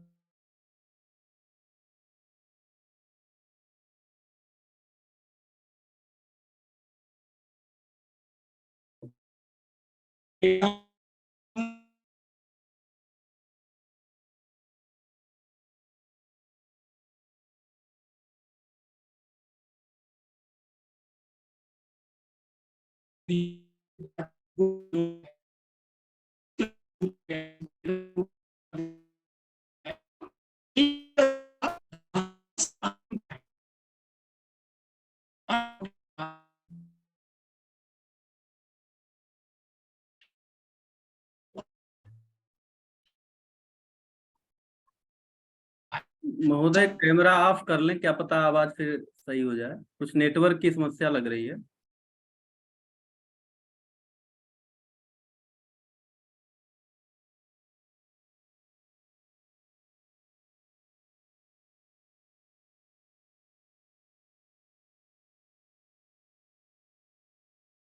क्षम्यता वो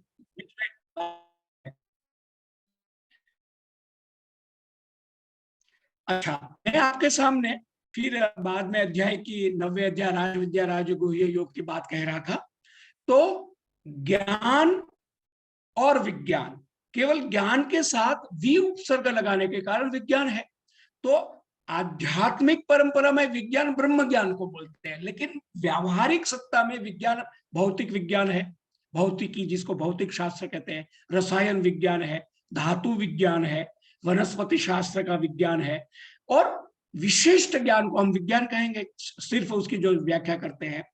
तो जिस तरह से भगवान अर्जुन को कहते हैं कि तुम्हें जो है मैं बताऊंगा विज्ञान के बारे में, और एक एक श्लोक के बाद में असंशयम समग्रम माम यथा ज्ञास्यसि तच्छृणु, तू मुझे समझ सके पूर्णतः होलिस्टिक अप्रोच, समग्रता के साथ, वो मैं तुम्हें कहने जा रहा हूं, सुन अर्जुन।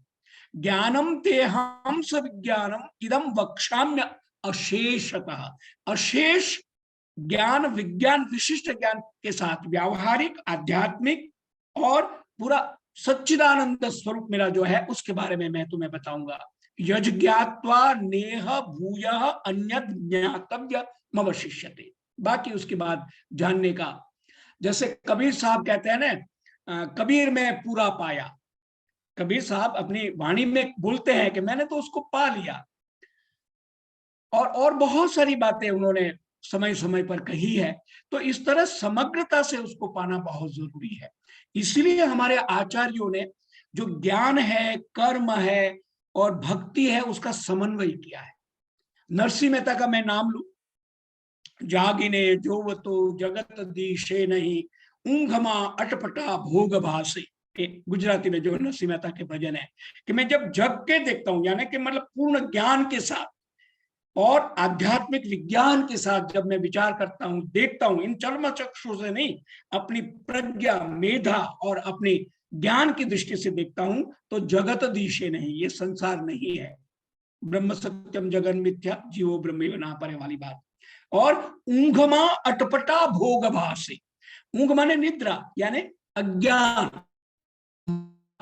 अविद्या, जो भी ये टेक्निकल टर्म्स है, तो उसमें अटपटा भोग भासे, जो भोग है, जो हम सांसारिक पंच इंद्रिय, हमारे ज्ञानेन्द्रिय कर्मेंद्रिय के द्वारा हमें अनुभव होता है, वो भोग, अटपटे भोग, यानी जैसा चाहे वैसा, वो भाषित होता है, प्रतिभाषित होता है, आभासित होता है नहीं, एग्जिस्ट नहीं करता है।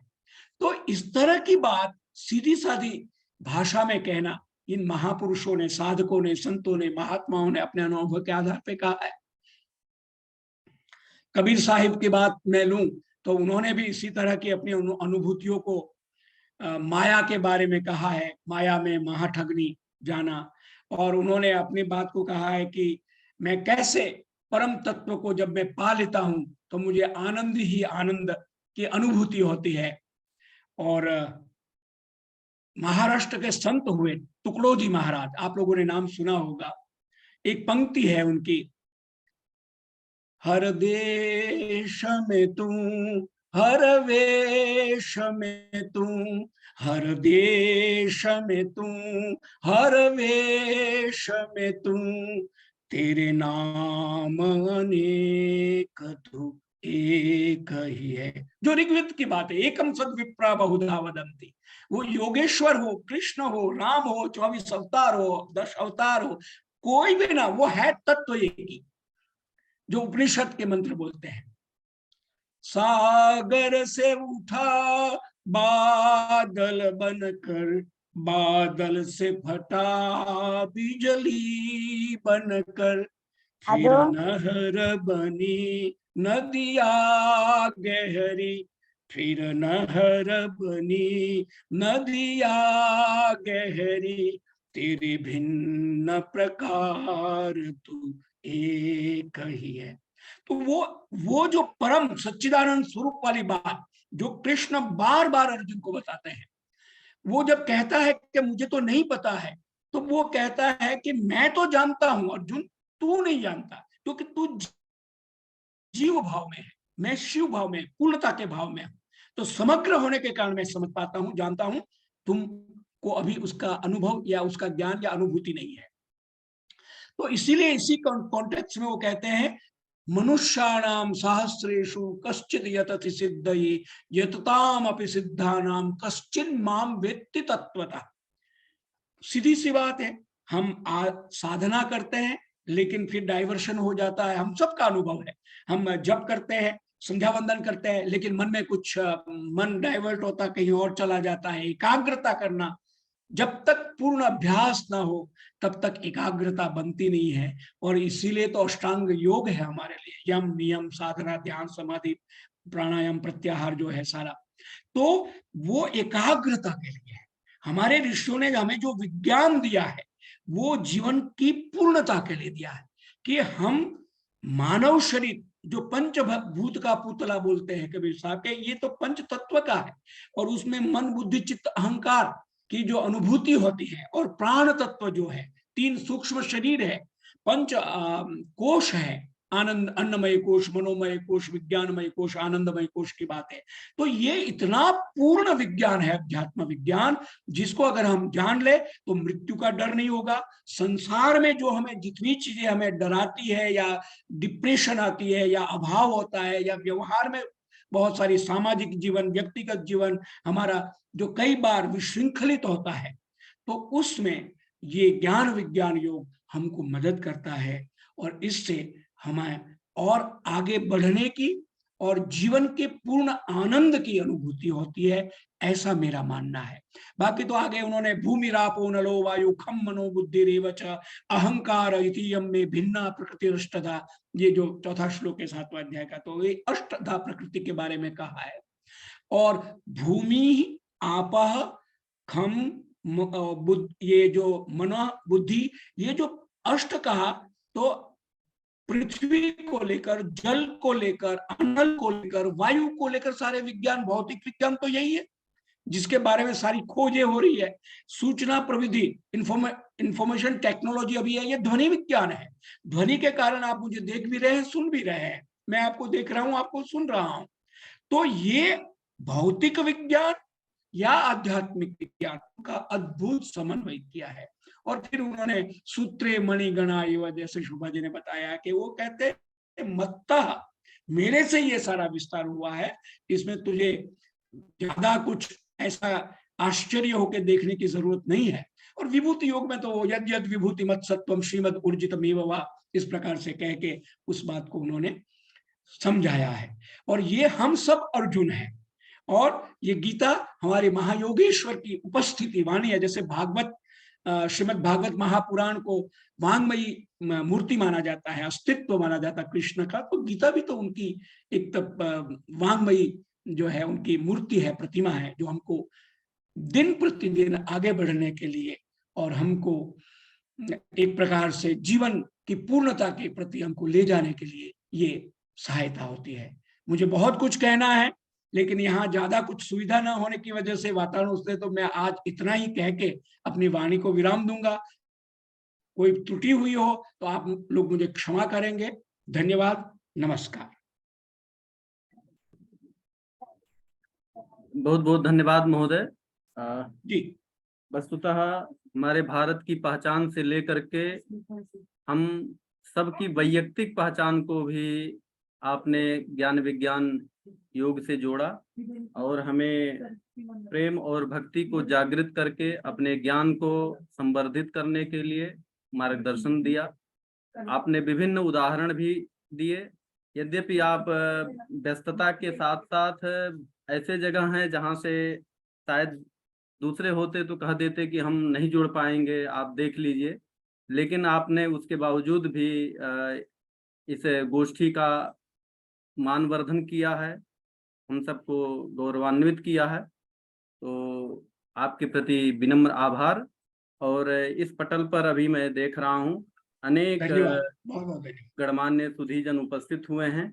डॉक्टर एकता वर्मा जी, प्रीति वाधवानी जी, और डॉक्टर सोनू यादव जी, डॉक्टर निरुपमा त्रिपाठी जी इलाहाबाद विश्वविद्यालय से, डॉक्टर नीता जैन जी वनस्थली विद्यापीठ से, प्रोफेसर मंजुलता शर्मा जी वेद प्रकाश जी, डॉक्टर राजेंद्र मायेकर जी, संदीप कुमार जी इत्यादि अनेक सुधीजन यहाँ पर उपस्थित हैं। सभी के प्रति अब आभार ज्ञापन करना इस संगोष्ठी पटल का, आयोजक मंडल का एक विनीत भाव है, आवश्यक कर्म है। अतः अध्यक्षीय संबोधन हेतु हमारे बीच माननीय कुलपति महोदय किसी कारणवश नहीं जुड़ पाए हैं, तो उनकी भूमिका और इस पूरे कार्यक्रम को जब से आपसे चर्चा हुई, कुमाऊं विश्वविद्यालय संस्कृत विभाग की विदुषी आचार्य, जिनका एक प्रेरणाप्रद व्यक्तित्व है अपने आप में, ऐसी आदरणीय प्रोफेसर जया तिवारी जी, जो लेखन के प्रति, संभाषण के प्रति तथा प्रेरणा देने के प्रति सदा सजग रहती हैं। आप आरंभ से हमारा उत्साहवर्धन कर रही हैं इस कार्यक्रम के लिए, अच्छा से अच्छा करने के लिए, माननीय कुलपति जी को जोड़ने के लिए। यद्यपि वो 2 विश्वविद्यालयों को इस समय देख रहे हैं, कृषि विश्वविद्यालय पंतनगर और कुमाऊं विश्वविद्यालय को भी, तो उनकी व्यस्तता कुछ अधिक ही है। तथापि मैं अध्यक्षीय संबोधन और समुपस्थित पटल पर सुधीजनों का, प्रतिभागियों का आभार ज्ञापन करने हेतु मैं सादर आमंत्रित करता हूं कार्यक्रम की समन्वयिका आदरणीय डॉक्टर जया तिवारी महोदया।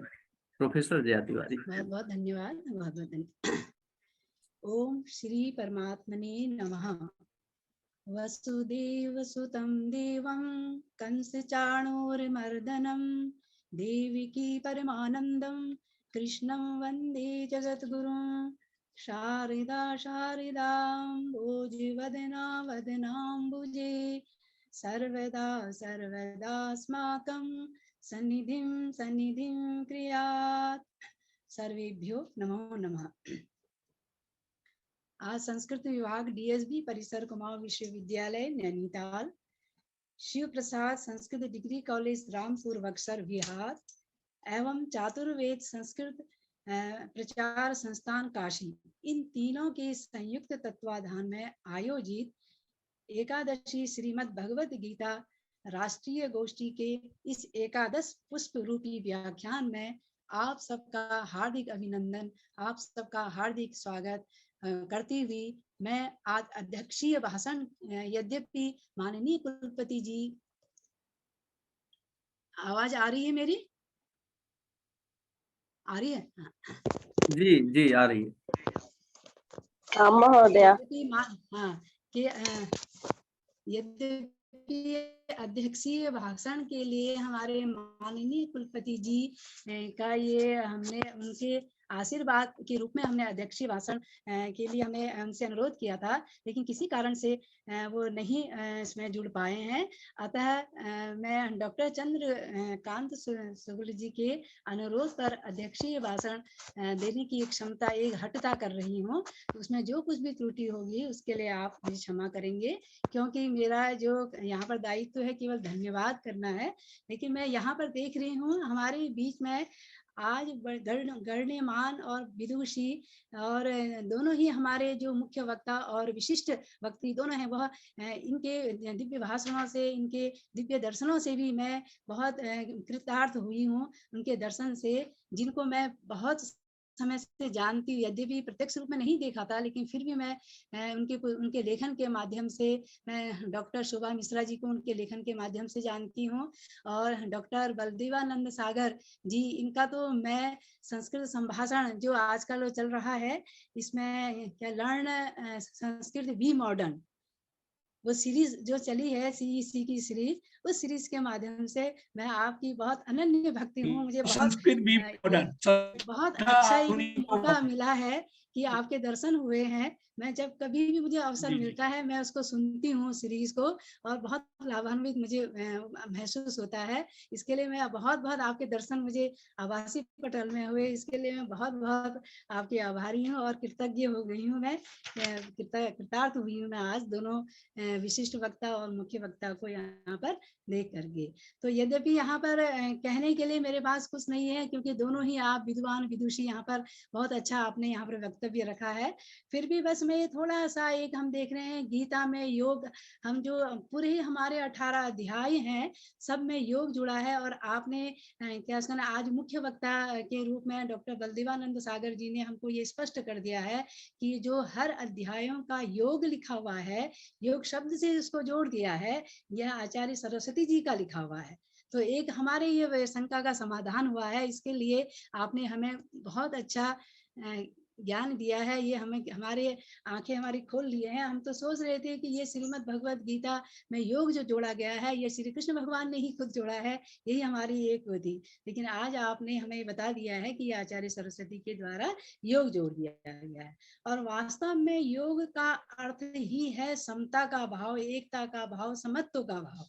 जब हमें एकता का भाव, समत्व का भाव आएगा तभी हम योगी हो सकते हैं। इसीलिए श्री कृष्ण भगवान को योगी कहा गया है, क्योंकि वह एकता का, समत्व का भाव सब जगह देते हैं। वो चाहे किसी भी रूप में देंगे। 18 अध्याय जो उन्होंने बताए हैं, जैसे हमारे अर्जुन विषाद योग, उसमें भी उन्होंने ये बताया है कि समता रखो, उसमें समानता के भाव से विषाद भी कर रहे हो, दुख भी कर रहे हो, तो उसमें कोई इस प्रकार से समता का ही भाव होना चाहिए। सांख्य योग रखा है, कर्म योग रखा है, ज्ञान कर्म संन्यास योग, कर्म संन्यास योग, आत्म संन्यास योग, ज्ञान विज्ञान योग, अक्षर ब्रह्म योग, राज विद्या राजगुह्य योग, विभूति योग, विश्व रूप दर्शन योग, भक्ति योग, क्षेत्र क्षेत्रज्ञ विभाग योग, गुण त्रय विभाग योग, पुरुषोत्तम योग, देवासुर संपद विभाग योग, श्रद्धा त्रय विभाग योग एवं मोक्ष संन्यास योग। तो योग का अर्थ आज हमें ये स्पष्ट भी हो गया है कि योग का अर्थ है समता। हर परिस्थिति में हमको समान रहना है। चाहे हम यहाँ पर बैठ भी रहे हैं, सभी लोग यहाँ पर 2 घंटे हम देख रहे हैं, जो आप सब बैठे हुए हैं, सब समता की भावना से, एकता की भावना से, समन्वय की भावना से यहाँ पर हम सब बैठे हुए हैं। तो इसका मतलब हम भी योग साधना कर रहे हैं और हम भी योगी बनने के लिए एक कदम बढ़ रहे हैं आगे। तो ये बहुत अच्छा हमें लगा। तो हम ये देखते हैं कि गीता में, श्रीमद् भगवत गीता में श्री राम सुखदास जी ने बड़ा अच्छा दे रखा है कि गीता में जो योग है, उस योग को उन्होंने 3 अर्थों में विभाजित किया हुआ है कि 3 उसके अर्थ दिए हैं, 3 व्युत्पत्ति दी हुई है। गीता में जो योग शब्द है उसके विचित्र अर्थ बताए हैं। पहला है युजिर योगे, धातु से बना हुआ योग शब्द है, जिसका अर्थ दिया है उन्होंने समरूप परमात्मा के साथ नित्य संबंध। मतलब योग का अर्थ उन्होंने दे दिया है कि परमात्मा के समान रूप से परमात्मा के साथ संबंध हमारा अगर है तो हम योग कर रहे हैं। तो उसके साधन बताए हैं। तो जैसे हम आजकल देख रहे हैं पतंजलि योग का, हम पतंजलि योग देख रहे हैं, लोग आजकल योग कर रहे हैं। तो योग भी एक उस समत्व भाव को लाने का ही एक माध्यम है, पहली सीढ़ी है। तो हम यहाँ पर जो योग शब्द को हम पहले अर्थ उन्होंने दे रखा है युजिर योगे में, उसमें यही है कि समरूप परमात्मा के साथ नित्य संबंध। और दूसरा जो उन्होंने योग शब्द की व्युत्पत्ति बताई है युज समाधव, इसमें धातु से, युज धातु से बना हुआ जो योग शब्द है, जिसका अर्थ उन्होंने दिया है चित्त की स्थिरता, अर्थात समाधि में स्थिति। हमारी समाधि में जो स्थिति है वो हमारे चित्त के माध्यम से ही होती है। हम एकाग्र चित्त जब होते हैं, जब हमारा चित्त एकाग्र चित्त होता है, तभी हम किसी चीज का प्रत्यक्ष कर पाते हैं, अनुभव कर पाते हैं। तो यहाँ पर तीसरा जो उन्होंने अर्थ दिया है, उसकी व्युत्पत्ति दिया हुआ युज संयमने धातु से बना हुआ योग शब्द, जिसका अर्थ है संयमन, सामर्थ्य, प्रभाव। जैसे पश्चिमे योगम ऐश्वर्यम, श्री कृष्ण भगवान अर्जुन से कहते हैं कि हे अर्जुन, मेरे योग को देखिए, मेरे ऐश्वर्य को देखिए, है तो पश्चिम में योगम ऐश्वर्य, इसको देखिए। तो इस प्रकार से योग शब्द का इतना महत्व है यहाँ पर। तो ये बता रहे हैं कि गीता में जहाँ कहीं योग शब्द आया है, उसमें उपर्युक्त तीनों में से एक अर्थ की मुख्यता है। तीनों ही प्रयोग किए गए हैं, लेकिन एक अर्थ की अगर मुख्यता है, और जो 2 योग शब्द हैं वह 2 योग शब्द उनकी गौणता है, कह रहे हैं। मतलब रहेंगे तीनों ही योग शब्द रहेंगे, लेकिन उसमें एक की मुख्यता होगी तो 2 की गौणता होगी। जैसे युजिर योगे वाले योग में समता है, उसकी मुख्यता है, पर समता आने पर स्थिरता और सामर्थ्य भी स्वतः आ जाती है। युज समाधो वाले योग शब्द में स्थिरता की मुख्यता है, पर स्थिरता आने पर समता और सामर्थ्य भी स्वतः आ जाता है। ऐसे ही युज संयमने वाले योग शब्द सामर्थ्य की मुख्यता है, पर सामर्थ्य आने पर समता और स्थिरता भी स्वतः आ जाती है। अतः गीता का योग शब्द बड़ा व्यापक और गंभीर अर्थक है। बहुत इसका अगर हम इसको जानेंगे कि योग का क्या अर्थ है, तो इन्होंने यहाँ बहुत अच्छी तरह से स्पष्ट रूप से इसको यहाँ पर व्यक्त किया है।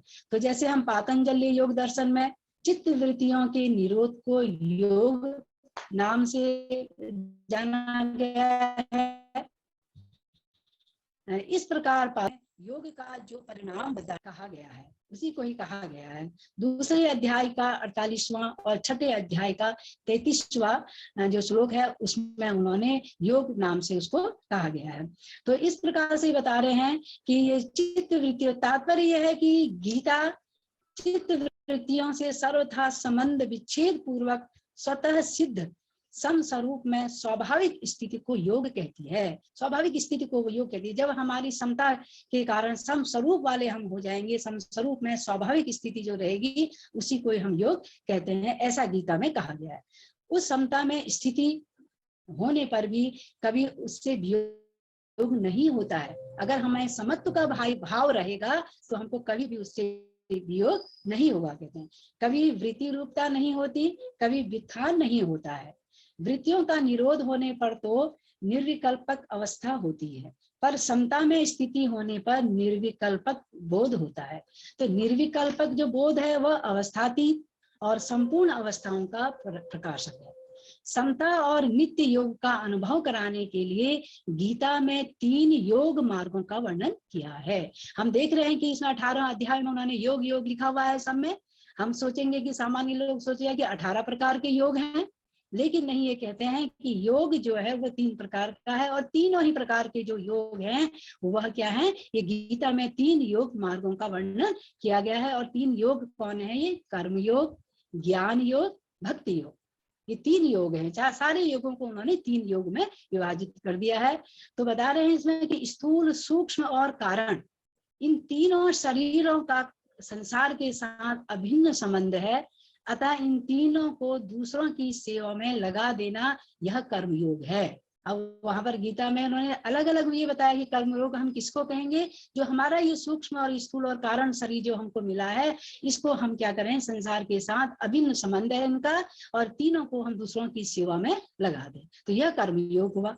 स्वयं इनसे असंग होकर अपने स्वरूप में स्थित हो जाए, यह ज्ञान योग है। इसमें हम आसक्ति न रखें, कर्म करें दूसरों के लिए करें, और लेकिन उसमें हम आसक्त न हो, तो यह ज्ञान योग हुआ।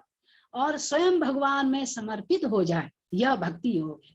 तो इस तरीके से इन्होंने स्पष्ट कर दिया है, कर्म योग, ज्ञान योग और भक्ति योग कर दिया है। तो हम आज भी देखते हैं, अगर हम कर्म कर रहे हैं, हम कहते हैं कि नहीं कर्म प्रधान है।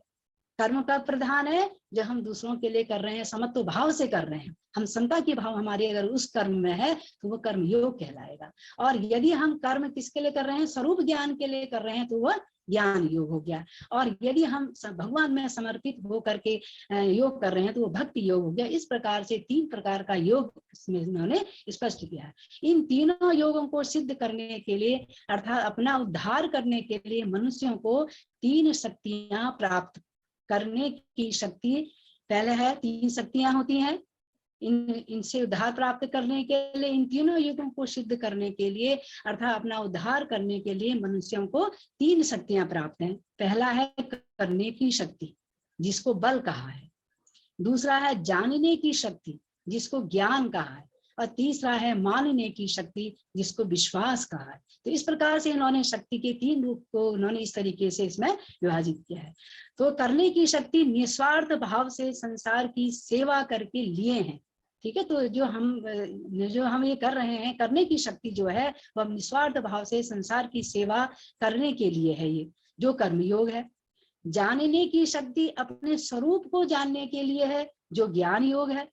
और मानने की शक्ति भगवान को अपना तथा अपने को भगवान मानकर सर्वथा भगवान के समर्पित होने के लिए है, जो भक्ति योग है। जिसमें करने की रुचि अधिक है वह कर्म योग का अधिकारी है। जिसमें अपने आप को जानने की जिज्ञासा अधिक है वह ज्ञान योग का अधिकारी है। और जिसका भगवान पर श्रद्धा विश्वास अधिक है वह भक्ति योग का अधिकारी है। तो ये तीनों ही योग मार्ग परमात्मा प्राप्ति के स्वतंत्र साधन हैं। तो हमारा उद्देश्य यही है, मानव का उद्देश्य यही है, परमात्मा को जानना, परम तत्व को जानना। तो परम तत्व को जानने के लिए ही श्रीमद् भगवद गीता जैसे ग्रंथ है, हमारे 8 ग्रंथ हैं। इन ग्रंथों में श्री कृष्ण के द्वारा अर्जुन को जो ज्ञान दिया गया है वह ज्ञान केवल अर्जुन के लिए नहीं है, हम सब मनुष्य के लिए, हम सब मानव के लिए हैं। और हमारे उद्धार करने के लिए 3 मार्ग इन्होंने हमें बताए हुए हैं। तो इससे यही सिद्ध होता है कि यदि हमको अपना परमात्मा की प्राप्ति करनी है, परम तत्व की प्राप्ति करनी है, ब्रह्म की प्राप्ति करनी है, परमात्मा की प्राप्ति करनी है, श्री कृष्ण के रूप में हमें उस ईश्वर के दर्शन करने हैं, तो हमको तीनों मार्गों को अपनाना चाहिए। और तीनों मार्गों में सर्वश्रेष्ठ मार्ग है कर्म मार्ग, क्योंकि कर्म मार्ग से ही हमको ज्ञान प्राप्त होगा और ज्ञान प्राप्त से ही हमारे आगे भक्ति योग होगा। तो इसलिए तीनों ही योग जो है आपस में एक दूसरे के साथ जुड़े हुए हैं। इन्हीं शब्दों के साथ मैं इस अध्यक्षीय भाषण को समाप्त करते हुए श्रीमद् भगवद गीता के महत्व को ये सार्वभौम करने के लिए डॉक्टर चंद्रकांत दत्त शुक्ल जी को बहुत बहुत हार्दिक धन्यवाद देती हूँ कि आपने इतना अच्छा एक कदम उठाया है कि हर एकादशी को श्रीमद् भगवद गीता के गहन ज्ञान को विद्वानों के द्वारा यहाँ पर सार्वभौम करने के लिए यह प्रयास आपका किया है। इसके लिए मैं आपको भूरि से आशीर्वाद भी देती हूँ। बहुत बहुत सर्वप्रथम मैं ये बधाई और धन्यवाद आपको देती हूँ। क्योंकि आप ही के माध्यम से ये सब कार्य हो रहा है। और आपकी जो पूरी टीम है, जो पूरी इसके संयोजनकर्ता के सदस्य हैं, उनको भी मैं भूरिशः धन्यवाद देती हूँ। यद्यपि हमको धन्यवाद देना चाहिए बड़े से छोटे को, लेकिन ये कदम आपने उठाया है, इसलिए मैं आपको बहुत बहुत धन्यवाद देती हूँ। अब मैं धन्यवाद का जो मेरा दायित्व है, उस धन्यवाद के दायित्व का निर्वहन करते हुए मैं सर्वप्रथम इस कार्यक्रम के अध्यक्ष जो हमारे माननीय कुलपति जी हैं, वो किसी कारण से इसमें यहाँ पर नहीं लिंक से जुड़ पाए, क्योंकि उनका स्वास्थ्य ठीक नहीं है, ऑपरेशन भी अभी हुआ है ऐसा सुना है, तो इसीलिए वो नहीं जुड़ पाए। और उनको मैं मतलब हमारे कहना चाहिए प्रेरणा देने के लिए, एक हमारा इस कार्यक्रम को गौरवान्वित करने के लिए हमारे माननीय कुलपति जी ने जो हमको शुरू में हमको एक हाँ कह दी थी, तो उसके लिए मैं बहुत बहुत धन्यवाद अपने माननीय कुलपति जी को ज्ञापित करती हूँ। इसके माध्यम से, ये पूरे परिवार के माध्यम से ज्ञापित करती हूँ। किसी भी तरीके से वो धन्यवाद हम उनको प्रेषित कर देंगे। और इस कार्यक्रम के मुख्य वक्ता जिनका वह बहुत समय से इनका संस्कृत प्रचारण देखती रहती थी, और उनके सुंदर मधुर सरस भावपूर्ण और त्यागपूर्ण समय से पूरा है, जो मतलब ऐसे कहना चाहिए कि जब कोई भी काम करते हैं सर, हम देखते थे उनके लेक्चर सुनते थे तो तन्मय होकर के अपने ज्ञान धारा को इस प्रकार से प्रभावित करते थे, लगता था कि हम सुनते रहें। तो इसके लिए मैं आज आपने इतना अच्छा ज्ञान और विज्ञान दोनों योग को जोड़ करके हमें यह बता दिया कि ज्ञान क्या है, विज्ञान क्या है। और श्रीमद् भगवद गीता केवल गीता ही नहीं है, श्री कृष्ण की लीला ही नहीं है, बल्कि ये ज्ञान विज्ञान का साधन है, ज्ञान विज्ञान को बताने वाला एक ये माध्यम है। ये सार्वभौम आपने किया है, इसको जगाया है हमें कि हम ज्ञान से भी जोड़ें, इसको विज्ञान से भी जोड़ें। बहुत अच्छा आपने हमें उद्बोधन किया, हम लाभान्वित हुए। इसके लिए मैं आपको भूरिशः धन्यवाद देना तो एक औपचारिक है, परंपरा चली है धन्यवाद की, इसलिए आपको सादर नमन करते हुए मैं आपका भूरिशः धनिवाद करती हूँ। और पुनः कभी ये आकांक्षा भी करती हूँ कि आप पुनः कभी आप हमारे व्याख्यान में हम आमंत्रित करेंगे, तो आप अवश्य हमको अवसर देंगे। तो हम बहुत बहुत आपका धन्यवाद है इस कार्यक्रम के मुख्य वक्ता के रूप में, आपने हमें अच्छा लाभान्वित किया अपने ज्ञान से। आपको बहुत बहुत धन्यवाद, प्रणाम नमन करते हुए भूरिशः प्रणाम। और आज की विशिष्ट वक्त्री प्रोफेसर शोभा मिश्रा जी, इनका नाम मैंने क्या युवराज प्रकाशन, उनकी शायद आप बहुत सारी पुस्तकें लिखती हैं मैडम, लिखती हैं शायद। हाँ, तो क्योंकि वो पुस्तकें जो आप ग्रंथ लिखती हैं वो हमारे यहाँ भी आती हैं, तो बहुत मतलब यह है कि मुझे लगता था कि वही होंगे आप डॉक्टर शोभा मिश्रा जी, जिनकी पुस्तकें हमारे विद्यालय में, महाविद्यालयों में, विश्वविद्यालय में बहुत चलती हैं। आप बहुत अच्छी लेखिका हैं, बहुत अच्छा सरल भाषा में आप लिखती हैं और सारे संस्कृत के विद्यार्थियों को लाभान्वित करती हैं। आज भी आपका जो हमने व्याख्यान सुना है, इसमें विभूति योग जो सुना है, उससे वास्तव में ईश्वर की जितनी विभूतियां हैं आपने यहाँ बताई हैं, 80 प्रकार की विभूतियां, उन विभूतियों से हमको भी लाभान्वित हुए कि वास्तव में ईश्वर की शक्ति देखिए कितनी उसमें ऐश्वर्य को हम मनुष्य जान नहीं पाते। आज इस व्याख्यान के माध्यम से हमने जान लिया है कि जो ईश्वर की शक्ति है वही शक्ति हम में भी है, एक कण है हमें। क्या हम उन शक्तियों को, विभूतियों को लाने की कोशिश करें? तो इसके लिए आपने हमको बहुत अच्छा ये ज्ञान दे दिया है कि इतनी विभूतियां हैं, उन विभूतियों को हम अपने में ला सकते हैं। और तब ला सकते हैं कि जब हम श्रीमद् भगवद गीता को हम अच्छी तरह से पढ़ें, समझें और ऐसे व्याख्यान होते रहें, और आप भी हमें व्याख्यान से लाभान्वित करते रहे। बहुत बहुत धन्यवाद। में जो ये गोष्ठी दी है, सब गोष्ठी की ओर से, सारे समिति की ओर से, आपका पुनः अपने संस्कृति विभाग की ओर से भी से और गोष्ठी की संयोजन की ओर से मैं आपको बहुत बहुत धन्यवाद देती हूँ। और एक ये भी कहती हूँ कि हमारे गुरु जी प्रोफेसर रेवा प्रसाद द्विवेदी जी, मैंने जब क्या बनारस में रिप्रेसर कोर्स किया था वहाँ 2005 में करीब, उस समय प्रोफेसर रेवा प्रसाद द्विवेदी जी गुरु जी ने हमको व्याख्यान दिए थे। बहुत अच्छा उन्होंने हमको व्याख्यान दिया था, आज भी हमको स्मरण आता है।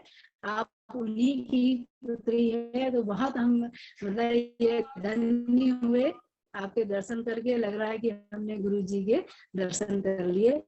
आपका पुनः धन्यवाद, और कभी मौका होगा व्याख्यान सुनने का, हम आपसे अवश्य धन्यवाद ज्ञापित करती हूँ। आज के इस संयोजक डॉक्टर चंद्रकांत दत्त शुक्ल जी का, कि जिनके संयोजन में, जिनकी टीम के माध्यम से यह व्याख्यान, यह गोष्ठी आज संपन्न हो रही है, पूरी से आपको धन्यवाद देती हूँ। और धन्यवाद देती हूँ कि आज के जो मंगलाचरण प्रस्तुत करने वाले, बहुत अच्छा इन्होंने मंगलाचरण प्रस्तुत किया, डॉक्टर राहुल झा जो हिमाचल प्रदेश से है। आपको भी मैं बहुत बहुत धन्यवाद देती हूँ कि आपने हमारे इस कार्यक्रम की गोष्ठी की शोभा बढ़ाई। मंगलाचरण कार्य से निर्विघ्न यह कार्य हमारा संपन्न हुआ, इसके लिए आपके मंगलाचरण प्रस्तुति के लिए आपको भूरी से आशीर्वाद देती हूँ। धन्यवाद तो आपको देना नहीं, आशीर्वाद देना, क्योंकि आप छोटे हैं उम्र में, इसलिए आपको आशीर्वाद देती हूँ। और मैं आशीर्वाद देती हूँ जो आज की हमारे गीता श्लोक की श्लोक पाठ करने वाली जो हमारी बालिका है, छोटी सी सुनिधि, उसको भी मैं बहुत बहुत आशीर्वाद देती हूँ कि जिन्होंने सुस्वर में बहुत अच्छा गीता श्लोक यहाँ पर प्रस्तुत किया। और मैं साथ में जो धन्यवाद है हमारे टीम के जो जितने भी हमारे इसमें संपादक मंडल हैं, जो दूर इसमें हमारे संस्कृत विभाग संयोजक मंडल के साथ डॉक्टर चंद्रकांत दत्त शुक्ल जी हैं, और उसके अलावा संयुक्त संयोजक डॉक्टर क्षितीश्वर नाथ पांडे जी, प्रधानाचार्य शिव प्रसाद संस्कृत डिग्री कॉलेज रामपुर बक्सर बिहार संयोजन उनका भी मैं धन्यवाद ज्ञापित करती हूँ। संयोजन समिति के सदस्य हैं professor Hari Prasad Adhikari, doctor Navlata, Acharya Sudarshan Sandilya, doctor Geeta Shukla, professor Manjulata Sharma, doctor Arvind Kumar Tiwari, doctor Abha Dwivedi, doctor Umakant Shukla, doctor Dhananjay Mani Tripathi, doctor Pragesh Mishra, doctor Sandeep Kumar, doctor Amrish Mishra, doctor Shambhu Tripathi, इन सबका मैं हार्दिक धन्यवाद करती हूँ और आशीर्वाद भी देती हूँ कि आप सबके सहयोग से यह एकादशी श्रीमद् भगवत गीता की जो गोष्ठी है वह संपन्नता की ओर जा रही है। आगे भी आप लोग ऐसे ही प्रयास करें। और भी जो आभासिक मंडल में हमारे बीच में बहुत से विद्वान जुड़े हुए हैं, बहुत से जिनका नाम यद्यपि मैं जानती नहीं हूँ, एक हमारे डॉक्टर हेमवती नंदन पनेरू जी जो बिहार से, वो भी जुड़े हुए थे इसमें, उनका भी मैं धन्यवाद ज्ञापित करती हूँ। Doctor Lalita Anju Pandey, doctor Akash, doctor Vijayan, doctor Ved Prakash, doctor Jokan Pandey, doctor Nirupama Tripathi madam, doctor Nirupama Tripathi ji madam Allahabad Prayag विश्वविद्यालय में प्रोफेसर हैं, वो भी इसमें जुड़ी हुई थी, उनका भी मैं हार्दिक अभिनंदन करते हुए धन्यवाद ज्ञापित करती हूँ। और doctor Dhananjay Mani Tripathi, doctor SNR Bhardwaj, doctor Sunita Kumar, doctor Manjulata Sharma आदि अनेक ऐसे आभासिक मंडल में बीच बीच में आए थे जिनका मैं नाम नोट नहीं कर पाई हूँ, कि जिन्होंने हमारे इस कार्यक्रम की, इस गोष्ठी की गरिमा को बढ़ाया है, सबने इनको गरिमा को बढ़ाया, उन सबको मैं हार्दिक धन्यवाद देती हुई, और अन्य जो भी छूट गए हैं जिन्होंने भी इस कार्यक्रम में सहयोग किया है, जो इस कार्यक्रम को संपन्न करने में पूर्ण सहयोग दिया, प्रत्यक्ष रूप से या अप्रत्यक्ष रूप से, मैं सभी का हार्दिक हार्दिक भूरी सह धन्यवाद ज्ञापित करते हुए, अपनी वाणी को विराम करते हुए सबके स्वस्थ रहने की कामना करती हूँ। सर्वे भवन्तु सुखिनः, सर्वे सन्तु निरामयाः, सर्वे सन्तु निरामयाः, सर्वे भद्राणि पश्यन्तु, मां कश्चित् दुःखम् आपनुयात्। ओम शांति शांति। अपनी वाणी को विराम देते हुए पुनः सबका हार्दिक धन्यवाद करती हूँ। नमो नमः। अमर वाणी विजयताम, अमर वाणी विजयताम, विजयताम, अमर वाणी विजयताम, विजयताम, विजयताम। सर्वेभ्यो नमो नमः। नमो। बहुत सुंदर। अभी इस कार्यक्रम का सजीव प्रसारण विश्व संस्कृत कुटुंबकम फेसबुक आमुख पटल पर किया जा रहा है। वहां पर किरण उपाध्याय जी, डॉक्टर विजय कुमार मेनन, माननीय कुलपति महर्षि पाणिनि वैदिक संस्कृत विश्वविद्यालय मध्य प्रदेश, प्रकाश रंजन मिश्र जी, डॉक्टर वीरेंद्र तिवारी जी, सुदर्शन श्रीनिवास सांडिल्य जी पटना से, रोशन मौर्य, अनीता चौहान, डॉक्टर प्रभा शंकर शुक्ल जी, डॉक्टर अरुणेय मिश्र जी, मोहन जोशी जी, शालिनी साहनी जी, श्रेयांश द्विवेदी जी, माननीय पूर्व कुलपति महर्षि वाल्मीकि विश्वविद्यालय हरियाणा, डॉक्टर बीरबल पांडे जी, डॉक्टर कृष्ण कुमार मिश्र जी, आचार्य लक्ष्मण नेपाल जी, डॉक्टर नेहा मिश्रा जी, उत्कल शुभ्रा आचार्य जी, दीपक शर्मा जी और आचार्य पीएन शुक्ला जी। इस तरह अनेक लगभग 150 लोगों का दिखा रहा है कि इन लोगों ने फेसबुक पर जुड़ करके भी इस गोष्ठी को सुना है। अत्यंत ज्ञानप्रद रहा, लोग तरह तरह का यहाँ कमेंट भी किए हैं इस तरह से। तो बहुत बहुत धन्यवाद एक बार सबको। पुनः जय श्री कृष्णा, पुनर्मिलामः, नमो नमः, धन्यवाद। नमो नमः, धन्यवाद।